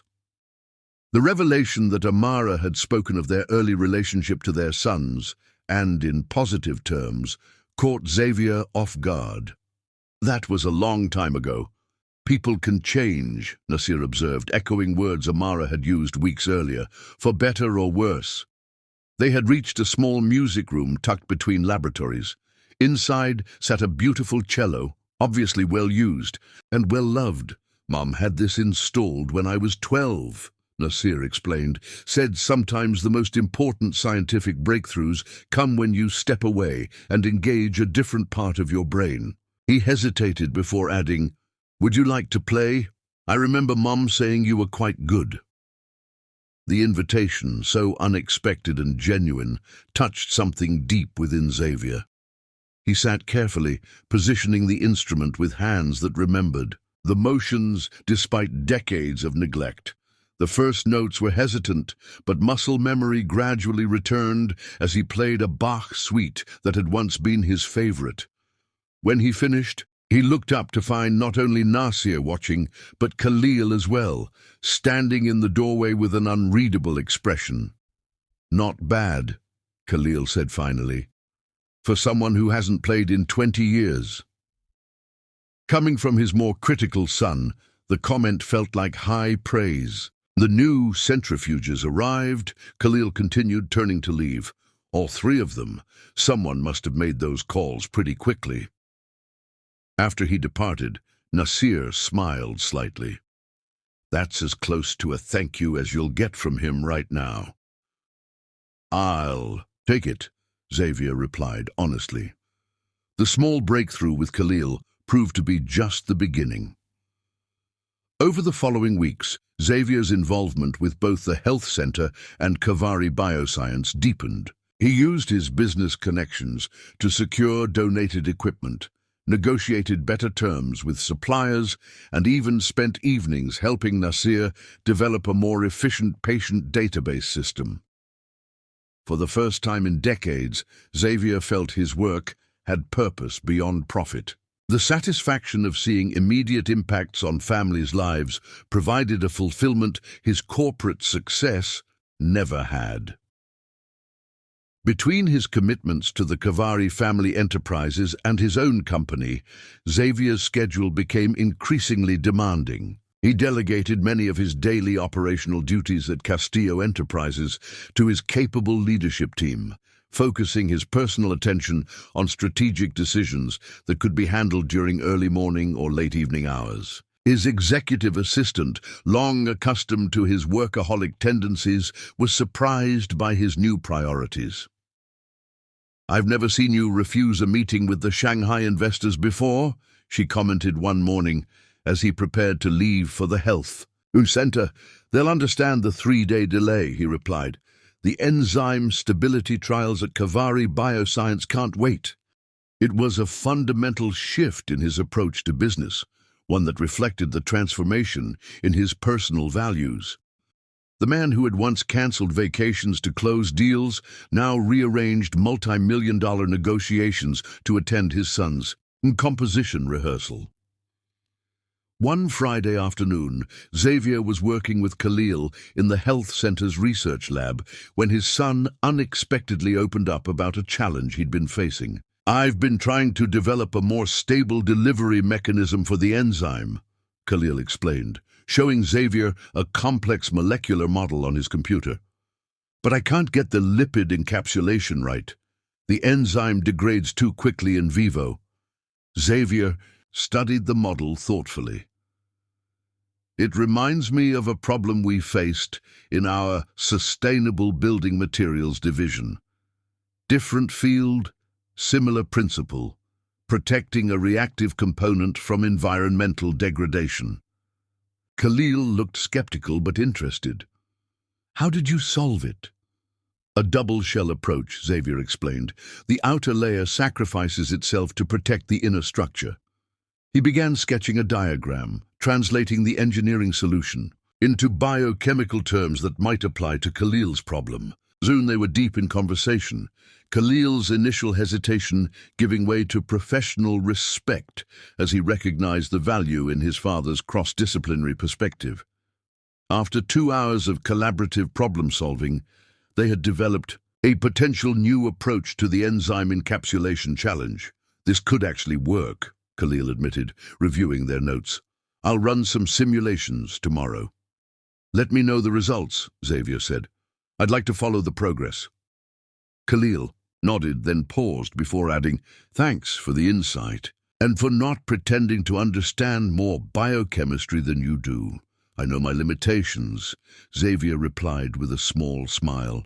"But I also know that sometimes the best solutions come from unexpected places. Something in this exchange, the mutual respect, the acknowledgement of differences, the bridge between their separate worlds, marked a subtle but significant shift in their relationship." They weren't yet comfortable with the labels of father and son, but they had found common ground as colleagues, problem solvers, men who valued innovation and impact.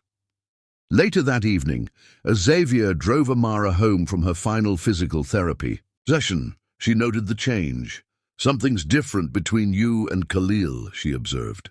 "He actually mentioned your name at dinner last night, without that tone in his voice."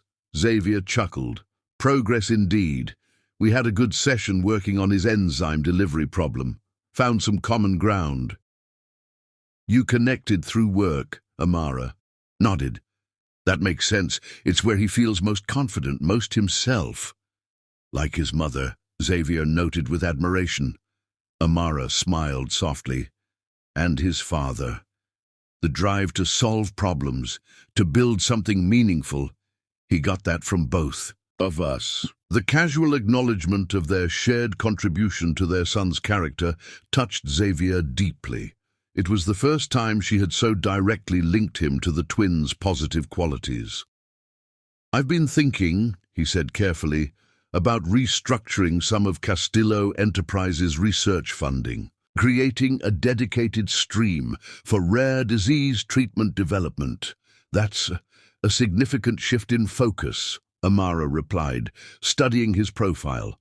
"The foundation I mentioned in my conditions, the one that would support your community health center.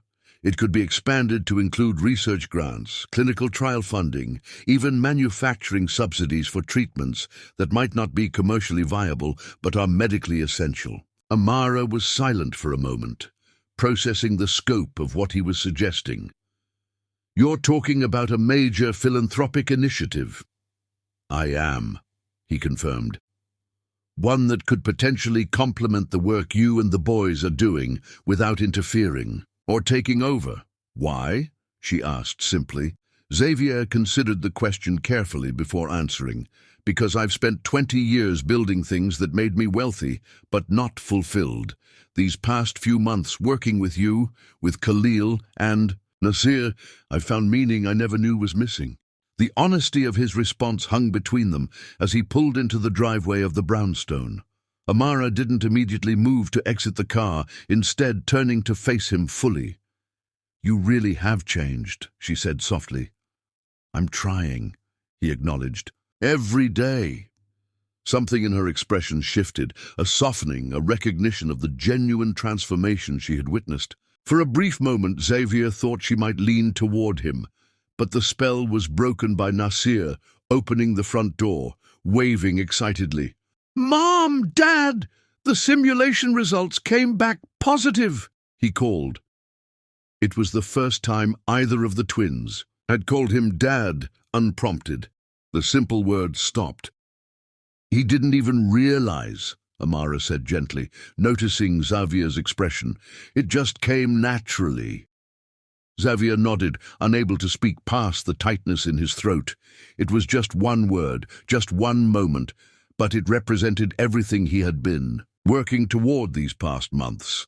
Acceptance, connection, the beginning of a real relationship with his sons. As they entered the house together, Xavier knew with absolute certainty that no business success, no financial triumph had ever meant as much as hearing his son call him Dad for the first time in 20 years. The bridges were being rebuilt, slowly but surely, one connection at a time. Chapter 8. Hearts Unguarded. 3 months into Amara's recovery, the tentative peace established in the Kavari household faced its first significant test. Xavier arrived at the brownstone one morning to find Nasir pacing anxiously in the entryway. "Mum's temperature spiked overnight," he explained, without preamble. "Khalil took her to the hospital an hour ago. The incision site is infected." Alarm flashed through Xavier. "Which hospital?" "Manhattan General, the same one as before." Xavier was already moving toward the door. "I'll meet you there." The hospital corridors felt eerily familiar as he strode toward the room number Nasir had texted him. Inside, he found Khalil standing at the window, his expression tense as a doctor examined Amara. "Cellulitis," the physician was explaining. "The infection has spread to surrounding tissue. We'll need to start IV antibiotics immediately and possibly revise the surgical site." Amara looked pale against the white hospital sheets, her usual vibrancy dimmed by pain and fever. When she spotted Xavier in the doorway, something like relief flickered across her face. "You didn't have to come," she said, her voice weaker than he'd ever heard it. "Yes, I did." He moved to her bedside, opposite the doctor. The physician continued her explanation of the treatment plan, concluding with, "We'll keep you for at least 48 hours to ensure the infection is responding to antibiotics. If not, surgical intervention will be necessary." After the doctor departed, Khalil turned to Xavier. "The Phase I trial paperwork needs to be submitted by tomorrow. Mom was supposed to meet with the ethics committee this afternoon." "I can reschedule," Amara began. But Xavier shook his head. "No need. I'll take the meeting with Khalil. We've been over the protocols enough times that between us we can address any questions." The fact that neither Amara nor Khalil immediately objected to this plan demonstrated how far their trust had developed over the past months. "Nasir has that composition deadline," Khalil added, rubbing his temples. "He's been up all night working on it." "Tell him to focus on his work," Xavier said firmly. "I'll stay with your mother tonight. You handle the trial paperwork, and I'll take the ethics committee meeting tomorrow." "You don't have to," Amara started. 5 conditions, remember?" Xavier reminded her. "Consistent presence, especially when it's difficult. This qualifies." Something passed between them, an acknowledgement of his commitment to the parameters she had established. She nodded slightly, then closed her eyes as another wave of pain washed over her. The next 48 hours blurred into a rhythm of hospital routines. Xavier remained by Amara's side except when attending the ethics committee meeting, which he and Khalil navigated successfully together. Between monitoring Amara's condition and helping with immediate family needs, Xavier maintained essential contact with his own company through early morning calls and late-night emails. His assistant rescheduled non-critical meetings and handled routine decisions under his remote guidance, while his COO stepped in for 2 international calls that couldn't be postponed. You should at least go home to shower and change, Khalil told him on the second evening, having returned from submitting the trial paperwork. I can stay with Mom. Xavier shook his head, his attention focused on the tablet where he was reviewing Kavari Bioscience's ethics submission.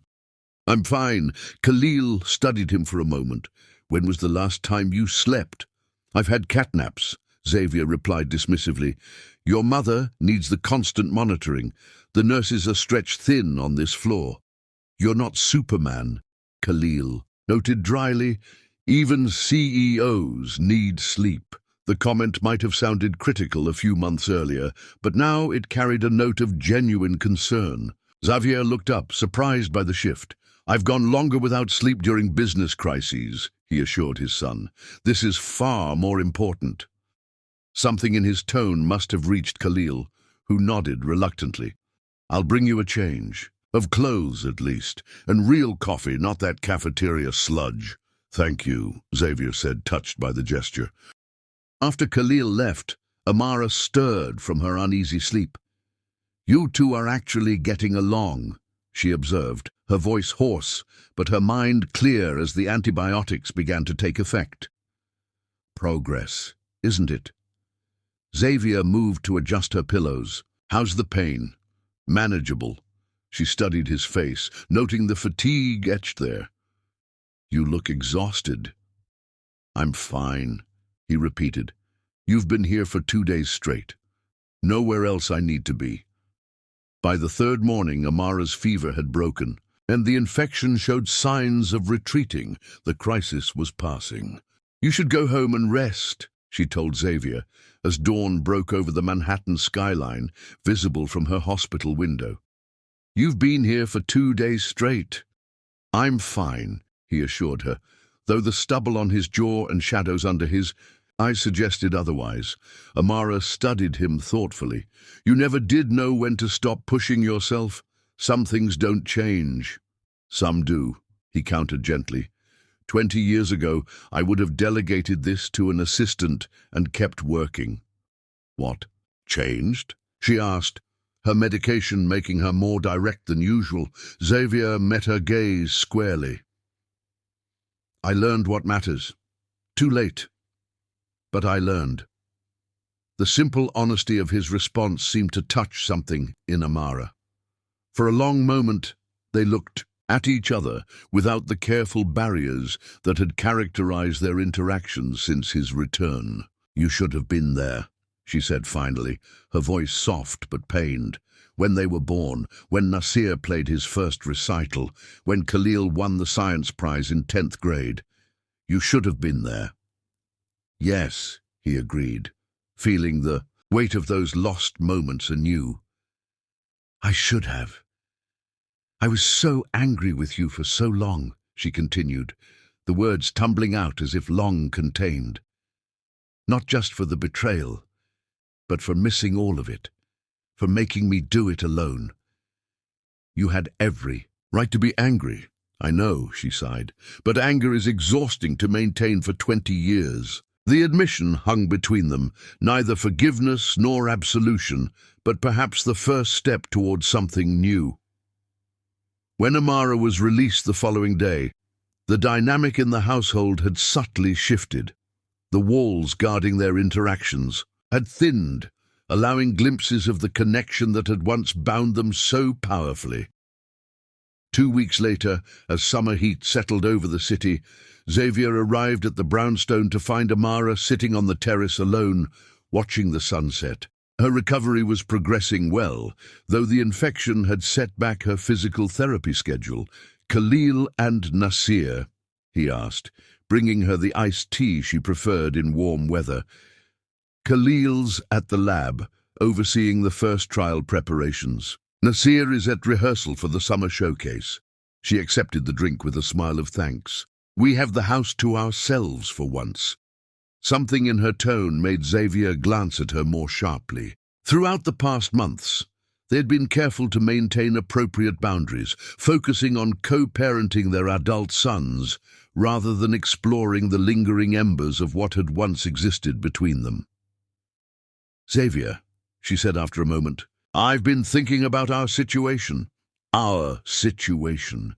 This careful dance we've been doing, being parents to Khalil and Nasir, partners in the research work, neighbors, almost friends, but never acknowledging what else might be there. Her directness caught him off guard. I didn't think you wanted to address that aspect. I didn't, she admitted. It seemed safer to keep those feelings locked away. But the hospital reminded me that life is unpredictable. Time isn't guaranteed. Xavier sat beside her, close but not touching. What are you saying, Amara? I'm saying that despite everything, despite 20 years of separation, despite the pain you caused, there are moments when I look at you and still see the man I fell in love with. Her gaze met his, unflinching in its honesty. And it terrifies me. The confession made his heart race. Because you don't trust me. Because I'm not sure I trust myself, she corrected gently. With you. Xavier understood immediately. The chemistry between them had always been powerful, intellectually, emotionally, physically. Even now, with decades and deep wounds between them, he felt its magnetic pull. I've changed, he said quietly, but so have you, Amara. We're not the same people we were then. No, she agreed. We're not. Which means whatever this is, whatever, might be possible. It wouldn't be reclaiming what was lost. It would be building something entirely new. The precision of her insight struck him. She was right, as she so often was. They couldn't go back, could never erase the years of separation or undo the pain of betrayal. The only path forward was to acknowledge what had been, release it, and decide what might be. I'd like to try, he admitted, if you would. Amara smiled, the expression transforming her face with the warmth he'd missed for 20 years. Slowly, she cautioned, one step at a time. Of course, he agreed. Then, with the hesitation of a much younger man, he asked, May I kiss you, Amara? Her slight nod was all the permission he needed. Leaning forward, Xavier brushed his lips against hers. A gentle touch that carried the weight of 2 decades of separation, yet felt as familiar as coming home. When they parted, he saw the sheen of tears in her eyes. What is it? He asked softly. I never thought I'd feel this again, she admitted. I've dated over the years, nothing serious, nothing that interfered with raising the boys or my work. But this connection, I thought it was gone forever. Xavier understood exactly what she meant. Despite his second marriage and subsequent relationships, nothing had ever matched what he had shared with Amara. That rare alchemy of intellectual challenge, emotional resonance, and physical chemistry had proven impossible to replicate. The sound of the front door opening broke the moment. Khalil's voice called out, Mom, you won't believe what happened at the lab today. Amara squeezed Xavier's hand once before releasing it. We're on the terrace, she called back. Khalil appeared in the doorway, his excitement evident as he launched into an explanation of a breakthrough in the trial preparations. He barely seemed to register Xavier's presence. So caught up was he in the scientific details, only his mother would fully appreciate.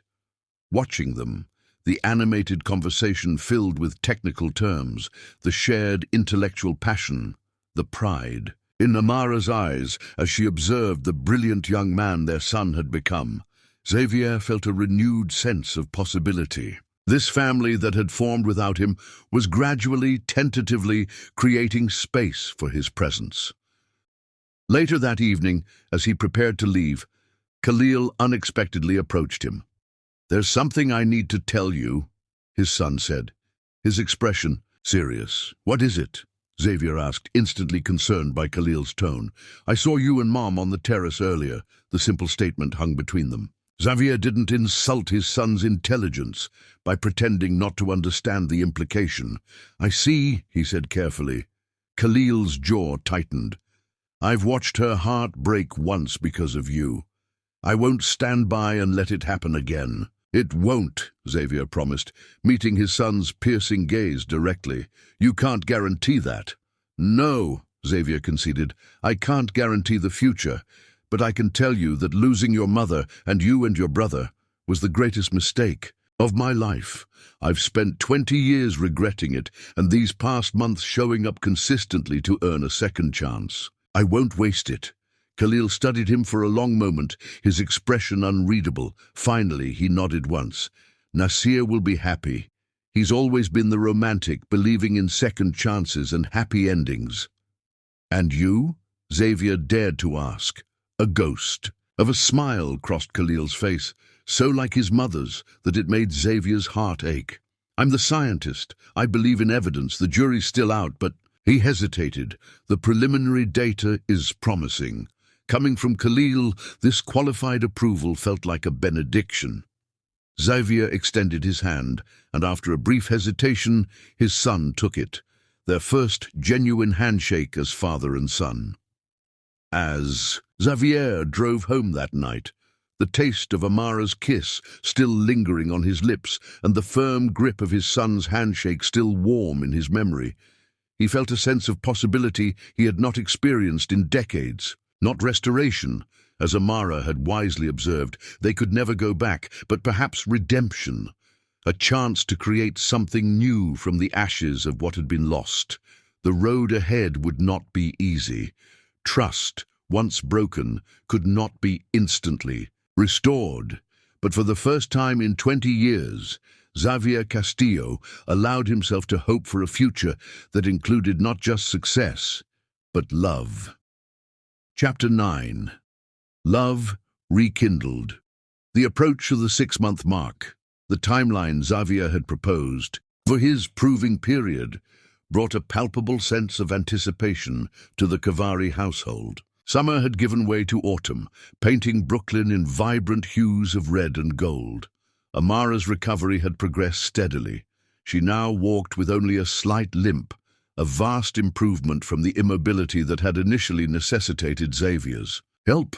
Their relationship had evolved cautiously since that first kiss on the terrace. Private dinners, long conversations that stretched into the night, and the gradual rediscovery of the connection that had once bound them so powerfully. They had been careful to maintain appropriate boundaries when the twins were present, but Nasir's knowing smiles and Khalil's watchful observation made it clear that both sons were aware of the shifting dynamic between their parents.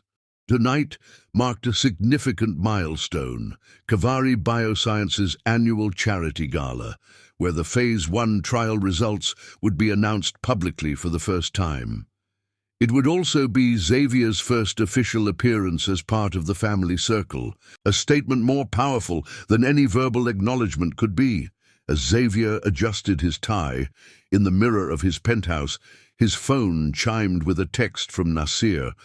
"Mom looks amazing. Don't pass out when you see her." The message made him smile. Over the past months, Nasir had become his strongest ally in the family, the first to call him Dad during an unguarded moment that had left Xavier speechless with emotion. The Kavari brownstone was bathed in warm light when he arrived. Inside, he found Khalil pacing in the living room, already dressed in a tailored suit that highlighted his resemblance to Xavier at that age. "Nervous?" Xavier asked, recognizing the signs of pre-presentation anxiety he had often felt himself. Khalil glanced up, momentarily startled. "A little," he admitted, "first time presenting to a non-scientific audience this size." "You'll be excellent," Xavier assured him. "Just remember that most people there care about the impact of your work, not the technical details." "That's what Mom said." Khalil adjusted his cufflinks, a gift from Xavier on his recent birthday. "Speaking of Mom..." Xavier turned to follow his son's gaze and felt his breath catch. Amara stood in the doorway, resplendent in a deep emerald gown that complemented her warm complexion. Her hair was styled elegantly, silver strands catching the light among the ebony. But it was her smile, confident, radiant, and directed at him, that truly took his breath away. "You look beautiful," he said simply, crossing to take her hand. "You clean up pretty well yourself," she replied, her eyes warm with appreciation. As she took in his formal attire, Nasir appeared behind his mother, handsome in his own suit. "Told you he'd be speechless," he teased, earning a gentle elbow from Amara. The easy familiarity of the moment, the four of them together, dressed for an important family occasion, felt surreal after so many months of careful negotiation and tentative connection. Yet here they were, preparing to present themselves publicly as a unit. The gala was held at the Natural History Museum, its grand hall transformed with elegant lighting and understated decorations. As they entered together, Xavier felt the subtle shift in the atmosphere as guests recognized them. The brilliant Dr. Cavari and her estranged husband, the corporate titan Xavier Castillo, together with their twin sons for the first time in public memory. "People are staring," Khalil muttered under his breath. "Let them," Amara replied serenely. "We have nothing to hide." For Xavier, this moment carried profound significance beyond what he had anticipated. After 20 years of separation and months of careful rebuilding, they were stepping into the public eye not as estranged co-parents, but as a family. The weight of that recognition, the privilege of standing beside these extraordinary people who shared his blood, humbled him deeply. As they moved through the crowded hall, accepting greetings and congratulations, Xavier found himself acutely aware of how close he had come to missing all of this. These brilliant young men might have remained strangers to him. This remarkable woman beside him might never have given him a second chance. The thought made his hand instinctively move to the small of Amara's back, a gesture of gratitude as much as affection. "You look overwhelmed," she murmured, glancing up at him with perceptive eyes. "Grateful," he corrected softly. "I never expected to have this again." Her expression softened with understanding. "Neither did I." The evening progressed smoothly through dinner and preliminary speeches from major donors and research partners. Then came the moment everyone had been waiting for, the presentation of the Tay-Sachs trial results. Amara took the stage first, her presence commanding immediate attention. "Many of you have supported Cavari Bioscience since its inception 15 years ago," she began, her voice carrying effortlessly through the hall. "Tonight, I'm honored to share results that validate your faith in our mission." She outlined the devastating impact of Tay-Sachs disease with compassionate precision, then introduced Khalil to present the technical findings. Watching his son command the stage with confident expertise, Xavier felt a pride so intense it was almost painful. When Khalil concluded the scientific portion, Amara returned to the microphone. "Before we proceed, I'd like to acknowledge someone whose contribution has been invaluable to our recent progress." She extended her hand toward Xavier. "Xavier Castillo, who has helped expand our community health initiative while providing strategic guidance for our research programs." The subtle emphasis on "our" was not lost on the audience. As Xavier joined Amara and Khalil on stage, whispers rippled through the crowd. They had discussed this moment carefully, a public acknowledgement of his role without diving into personal details. Together, they fielded questions with seamless coordination, Amara handling the scientific inquiries, Khalil addressing research methodology, and Xavier tackling the business and community impact questions. The unified presentation spoke volumes about their reconnection. As they mingled with guests afterward, Johannes Reinhardt approached, his expression a careful mask of professional courtesy. "Impressive results, Dr. Cavari, and an interesting presentation, team. Family has always been at the heart of our work," Amara replied smoothly. "Xavier and our sons represent different aspects of what makes Cavari Bioscience successful." The deliberate introduction of their relationship, spoken in front of numerous influential guests, effectively eliminated any ammunition Reinhardt might have hoped to use against them. His tight smile acknowledged the checkmate. "Indeed. Well, congratulations on your success and on your reconciliation." With a curt nod, he moved away. Nasir, who had been watching from nearby, joined them with a satisfied smile. "That man really doesn't like losing, does he?" "Few people do," Xavier observed, "especially when they've underestimated their opponent." As the evening wound down, Zendaya approached their table, elegant in a midnight blue gown. "Well, sister, you've certainly given everyone something to talk about." Her gaze shifted to Xavier, assessingly. "You've lasted longer than I thought you would, Castillo." Coming from Amara's protective sister, this backhanded acknowledgement was as close to approval as he was likely to get. "Thank you, I think." Zendaya's expression softened slightly. "She's happy. They're happy." She nodded toward the twins, who were speaking with a group of young researchers. "I didn't think that would be possible, with you back in the picture." "I didn't either," Xavier admitted honestly. "I'm grateful for the chance to prove otherwise." Zendaya sniffed, but there was less hostility in her manner than before. "Just remember what I told you that first day." "Hurt her again, and they'll never find your body," he quoted with a slight smile. "I haven't forgotten." "Good." With a final assessing look, she moved away to join colleagues across the room. As the gala concluded, they returned to the brownstone together, the evening's success creating a buoyant atmosphere. Khalil and Nasir excused themselves shortly after arrival, both citing early commitments the following day, though their knowing glances suggested a deliberate decision to give their parents privacy.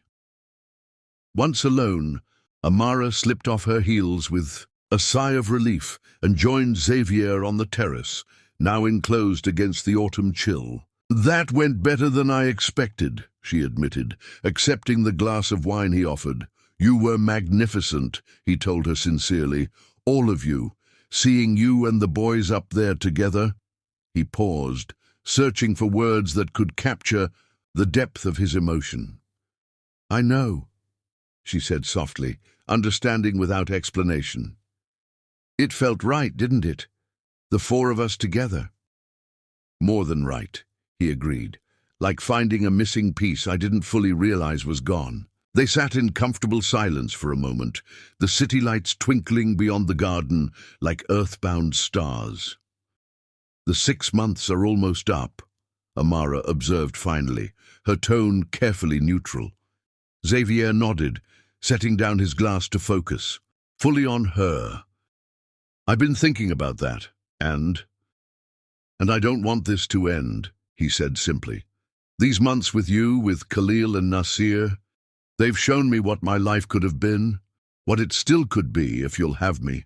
Amara studied him thoughtfully, her expression open in a way it hadn't been since his return.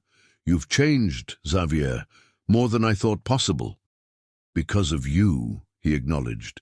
"Because you set conditions that forced me to examine my priorities, my patterns. Because you gave me a chance to know our sons, despite having every reason not to." "They're remarkable men," she said with quiet pride. "Thanks to you," he replied. "You did that, Amara. You raised them to be thoughtful, brilliant, compassionate, everything I would have wanted for them and more." She reached for his hand, her touch sending the same electric current through him that it always had. "Not entirely alone," she admitted. "They have your determination, your ability to see possibilities where others see obstacles, your charm. God help us." They both laughed softly at this last observation. "What happens now?" he asked, suddenly aware that despite all their progress, they had never explicitly discussed a future beyond the 6-month timeline. Amara's eyes met his, steady and clear. "Now we decide if we want to make this official, to acknowledge not just co-parenting and professional collaboration, but us, what's growing between us." "Is that what you want?" he asked carefully. "I thought. I knew," she admitted. "I had it all planned out in my head. We would reach the 6-month mark, evaluate progress, perhaps discuss extended visitation with the boys." She smiled ruefully. "I didn't account for falling in love with you again." The words, spoken for the first time, hung in the air between them. Xavier felt his heart race with a mixture of joy and trepidation. "Is that what's happening?" "I think it might be," she acknowledged, "despite my best efforts to prevent it." "Amara," he said softly, reaching to cup her face in his hands, "I never stopped loving you, even when I didn't deserve to, even when I was too blind to recognize what I was throwing away. Some part of me always loved you." She leaned into his touch, her eyes closing briefly. "I fought it for so long. Told myself it was just familiarity, just gratitude for your help during my recovery." When she looked at him again, her gaze was clear and certain. "But it's more than that, isn't it?" "Much more," he agreed. Their kiss deepened with a passion that had simmered beneath the surface. For months, years really, the careful restraint they had maintained dissolved in the recognition of a truth neither could deny any longer. They had found their way back to each other, not as the young couple they once were, but as mature adults who had weathered life's harshest storms and emerged stronger. When they finally drew apart, Xavier rested his forehead against hers, unwilling to break the connection completely. "I want to build a life with you, Amara, with our sons. Whatever that looks like, however you want to define it, I just want to be part of your world." "You already are," she whispered. "For better or worse, you've always been part of my world. Even in your absence, you shaped it through the twins, through the lessons I learned, through the woman I became." The depth of her insight humbled him. "I don't deserve this second chance." "Perhaps not," she acknowledged, with characteristic honesty. "But life isn't always about what we deserve. Sometimes it's about what we need, what helps us grow, what completes us." Her hands found his, fingers intertwining. "And somehow, after everything, you still complete me, Xavier Castillo." The next morning, over breakfast with Khalil and Nasir, they made their decision official. The twins' reactions spoke volumes about how far they had all come. Nasir's enthusiastic embrace and Khalil's quiet "about time," revealing their growing acceptance of the reconnection. "So what happens now?" Nasir asked, looking between his parents. "You're officially together." Amara and Xavier exchanged glances, having discussed this very question deep into the night. "We're taking it one day at a time," Amara explained. "Building something new, not trying to recreate what was." "But yes," Xavier added, reaching for her hand across the table, "we're together, if that's all right with both of you." Khalil studied them for a long moment before nodding.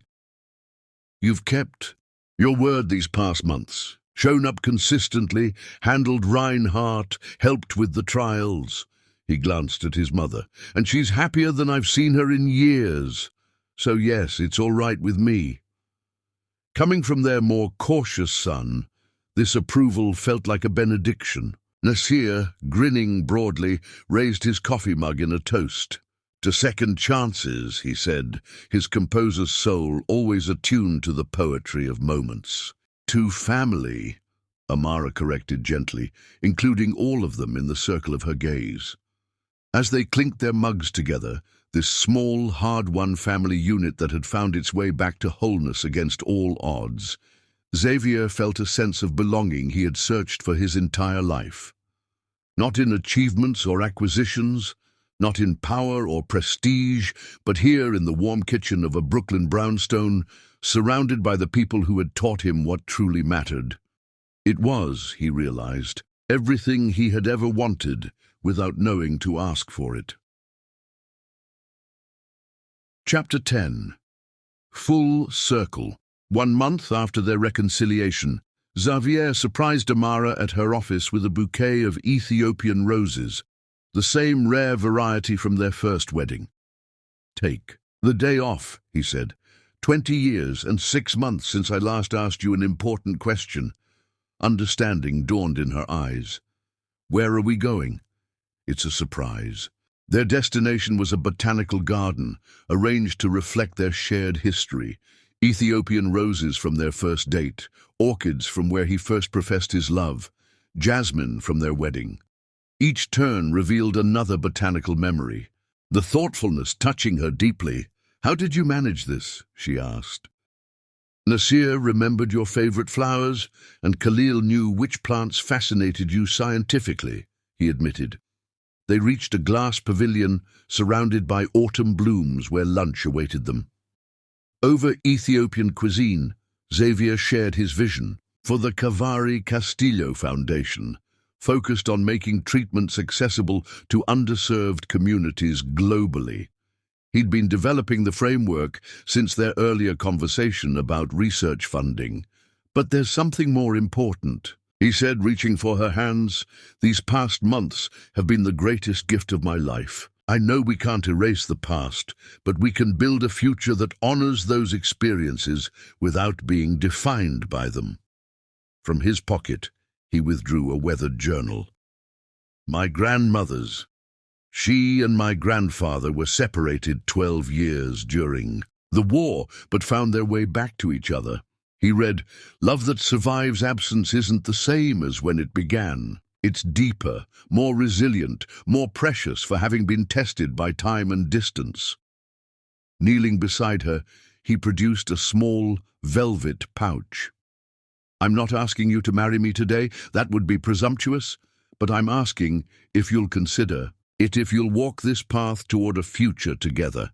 The pouch contained a platinum band with 2 intertwining strands, Ethiopian jade and sapphire, representing their heritages and their son's birthstone.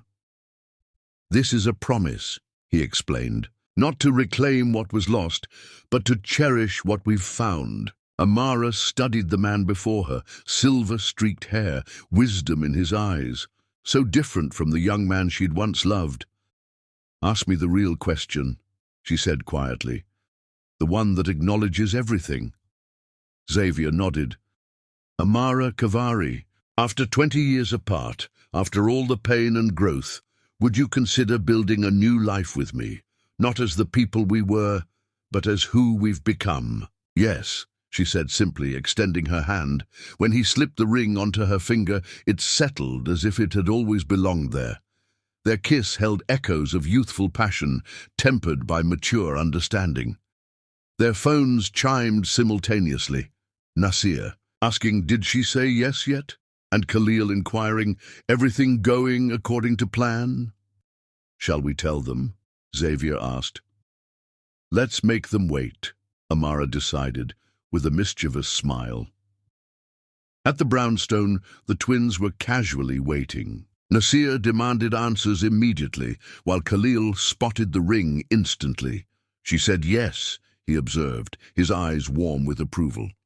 "Of course she did," Nasir exclaimed, embracing them both. "There was every reason for doubt," Xavier corrected, gently, "which is why this means so much." Later, alone on the terrace, Amara and Xavier discussed their future under the stars. "Are you sure about us?" he asked. "I'm sure that what we've built these past months is real," she replied, "that the man you've become is someone I can trust with my heart again." "It wasn't too late," she added later. "That's the point. It's never too late to find your way home." "I love you, Amara Cavari," Xavier said, the words carrying decades of regret and renewal. "And I love you, Xavier Castillo," she replied, "despite everything, or perhaps because of it." 1 year later, they married in the garden of their new home, a compromise between his preference for modern amenities and her love of historic character. Surrounded by loved ones, they exchanged vows acknowledging both past and future. "This isn't our first journey together," Amara said, "but I believe it will be our last and best. Not because we're perfect, but because we've learned that love is about choosing each other, day after day." Xavier responded, "20 years ago I made promises I failed to keep. Today I make them again with the wisdom of knowing exactly what I'm promising and what I almost lost forever." Khalil and Nasir stood as best men. The Cavari Castillo Foundation launched the following month, bringing treatments to communities worldwide. In quiet moments, Amara marveled at their journey. The betrayal that once seemed unforgivable, The years of separation unbridgeable, all necessary steps leading them back to each other. No regrets, Xavier would sometimes ask. No regrets, she would confirm. Only gratitude for recognizing a second chance when it appeared. Perhaps this was the greatest lesson for their sons. True strength comes not from avoiding mistakes, but from acknowledging them, learning from them, growing beyond them. That forgiveness, offered with clear eyes rather than blind faith, can create possibilities once thought impossible, that sometimes, against all odds, love finds a way to come full circle, not to where it began, but to where it was always meant to be.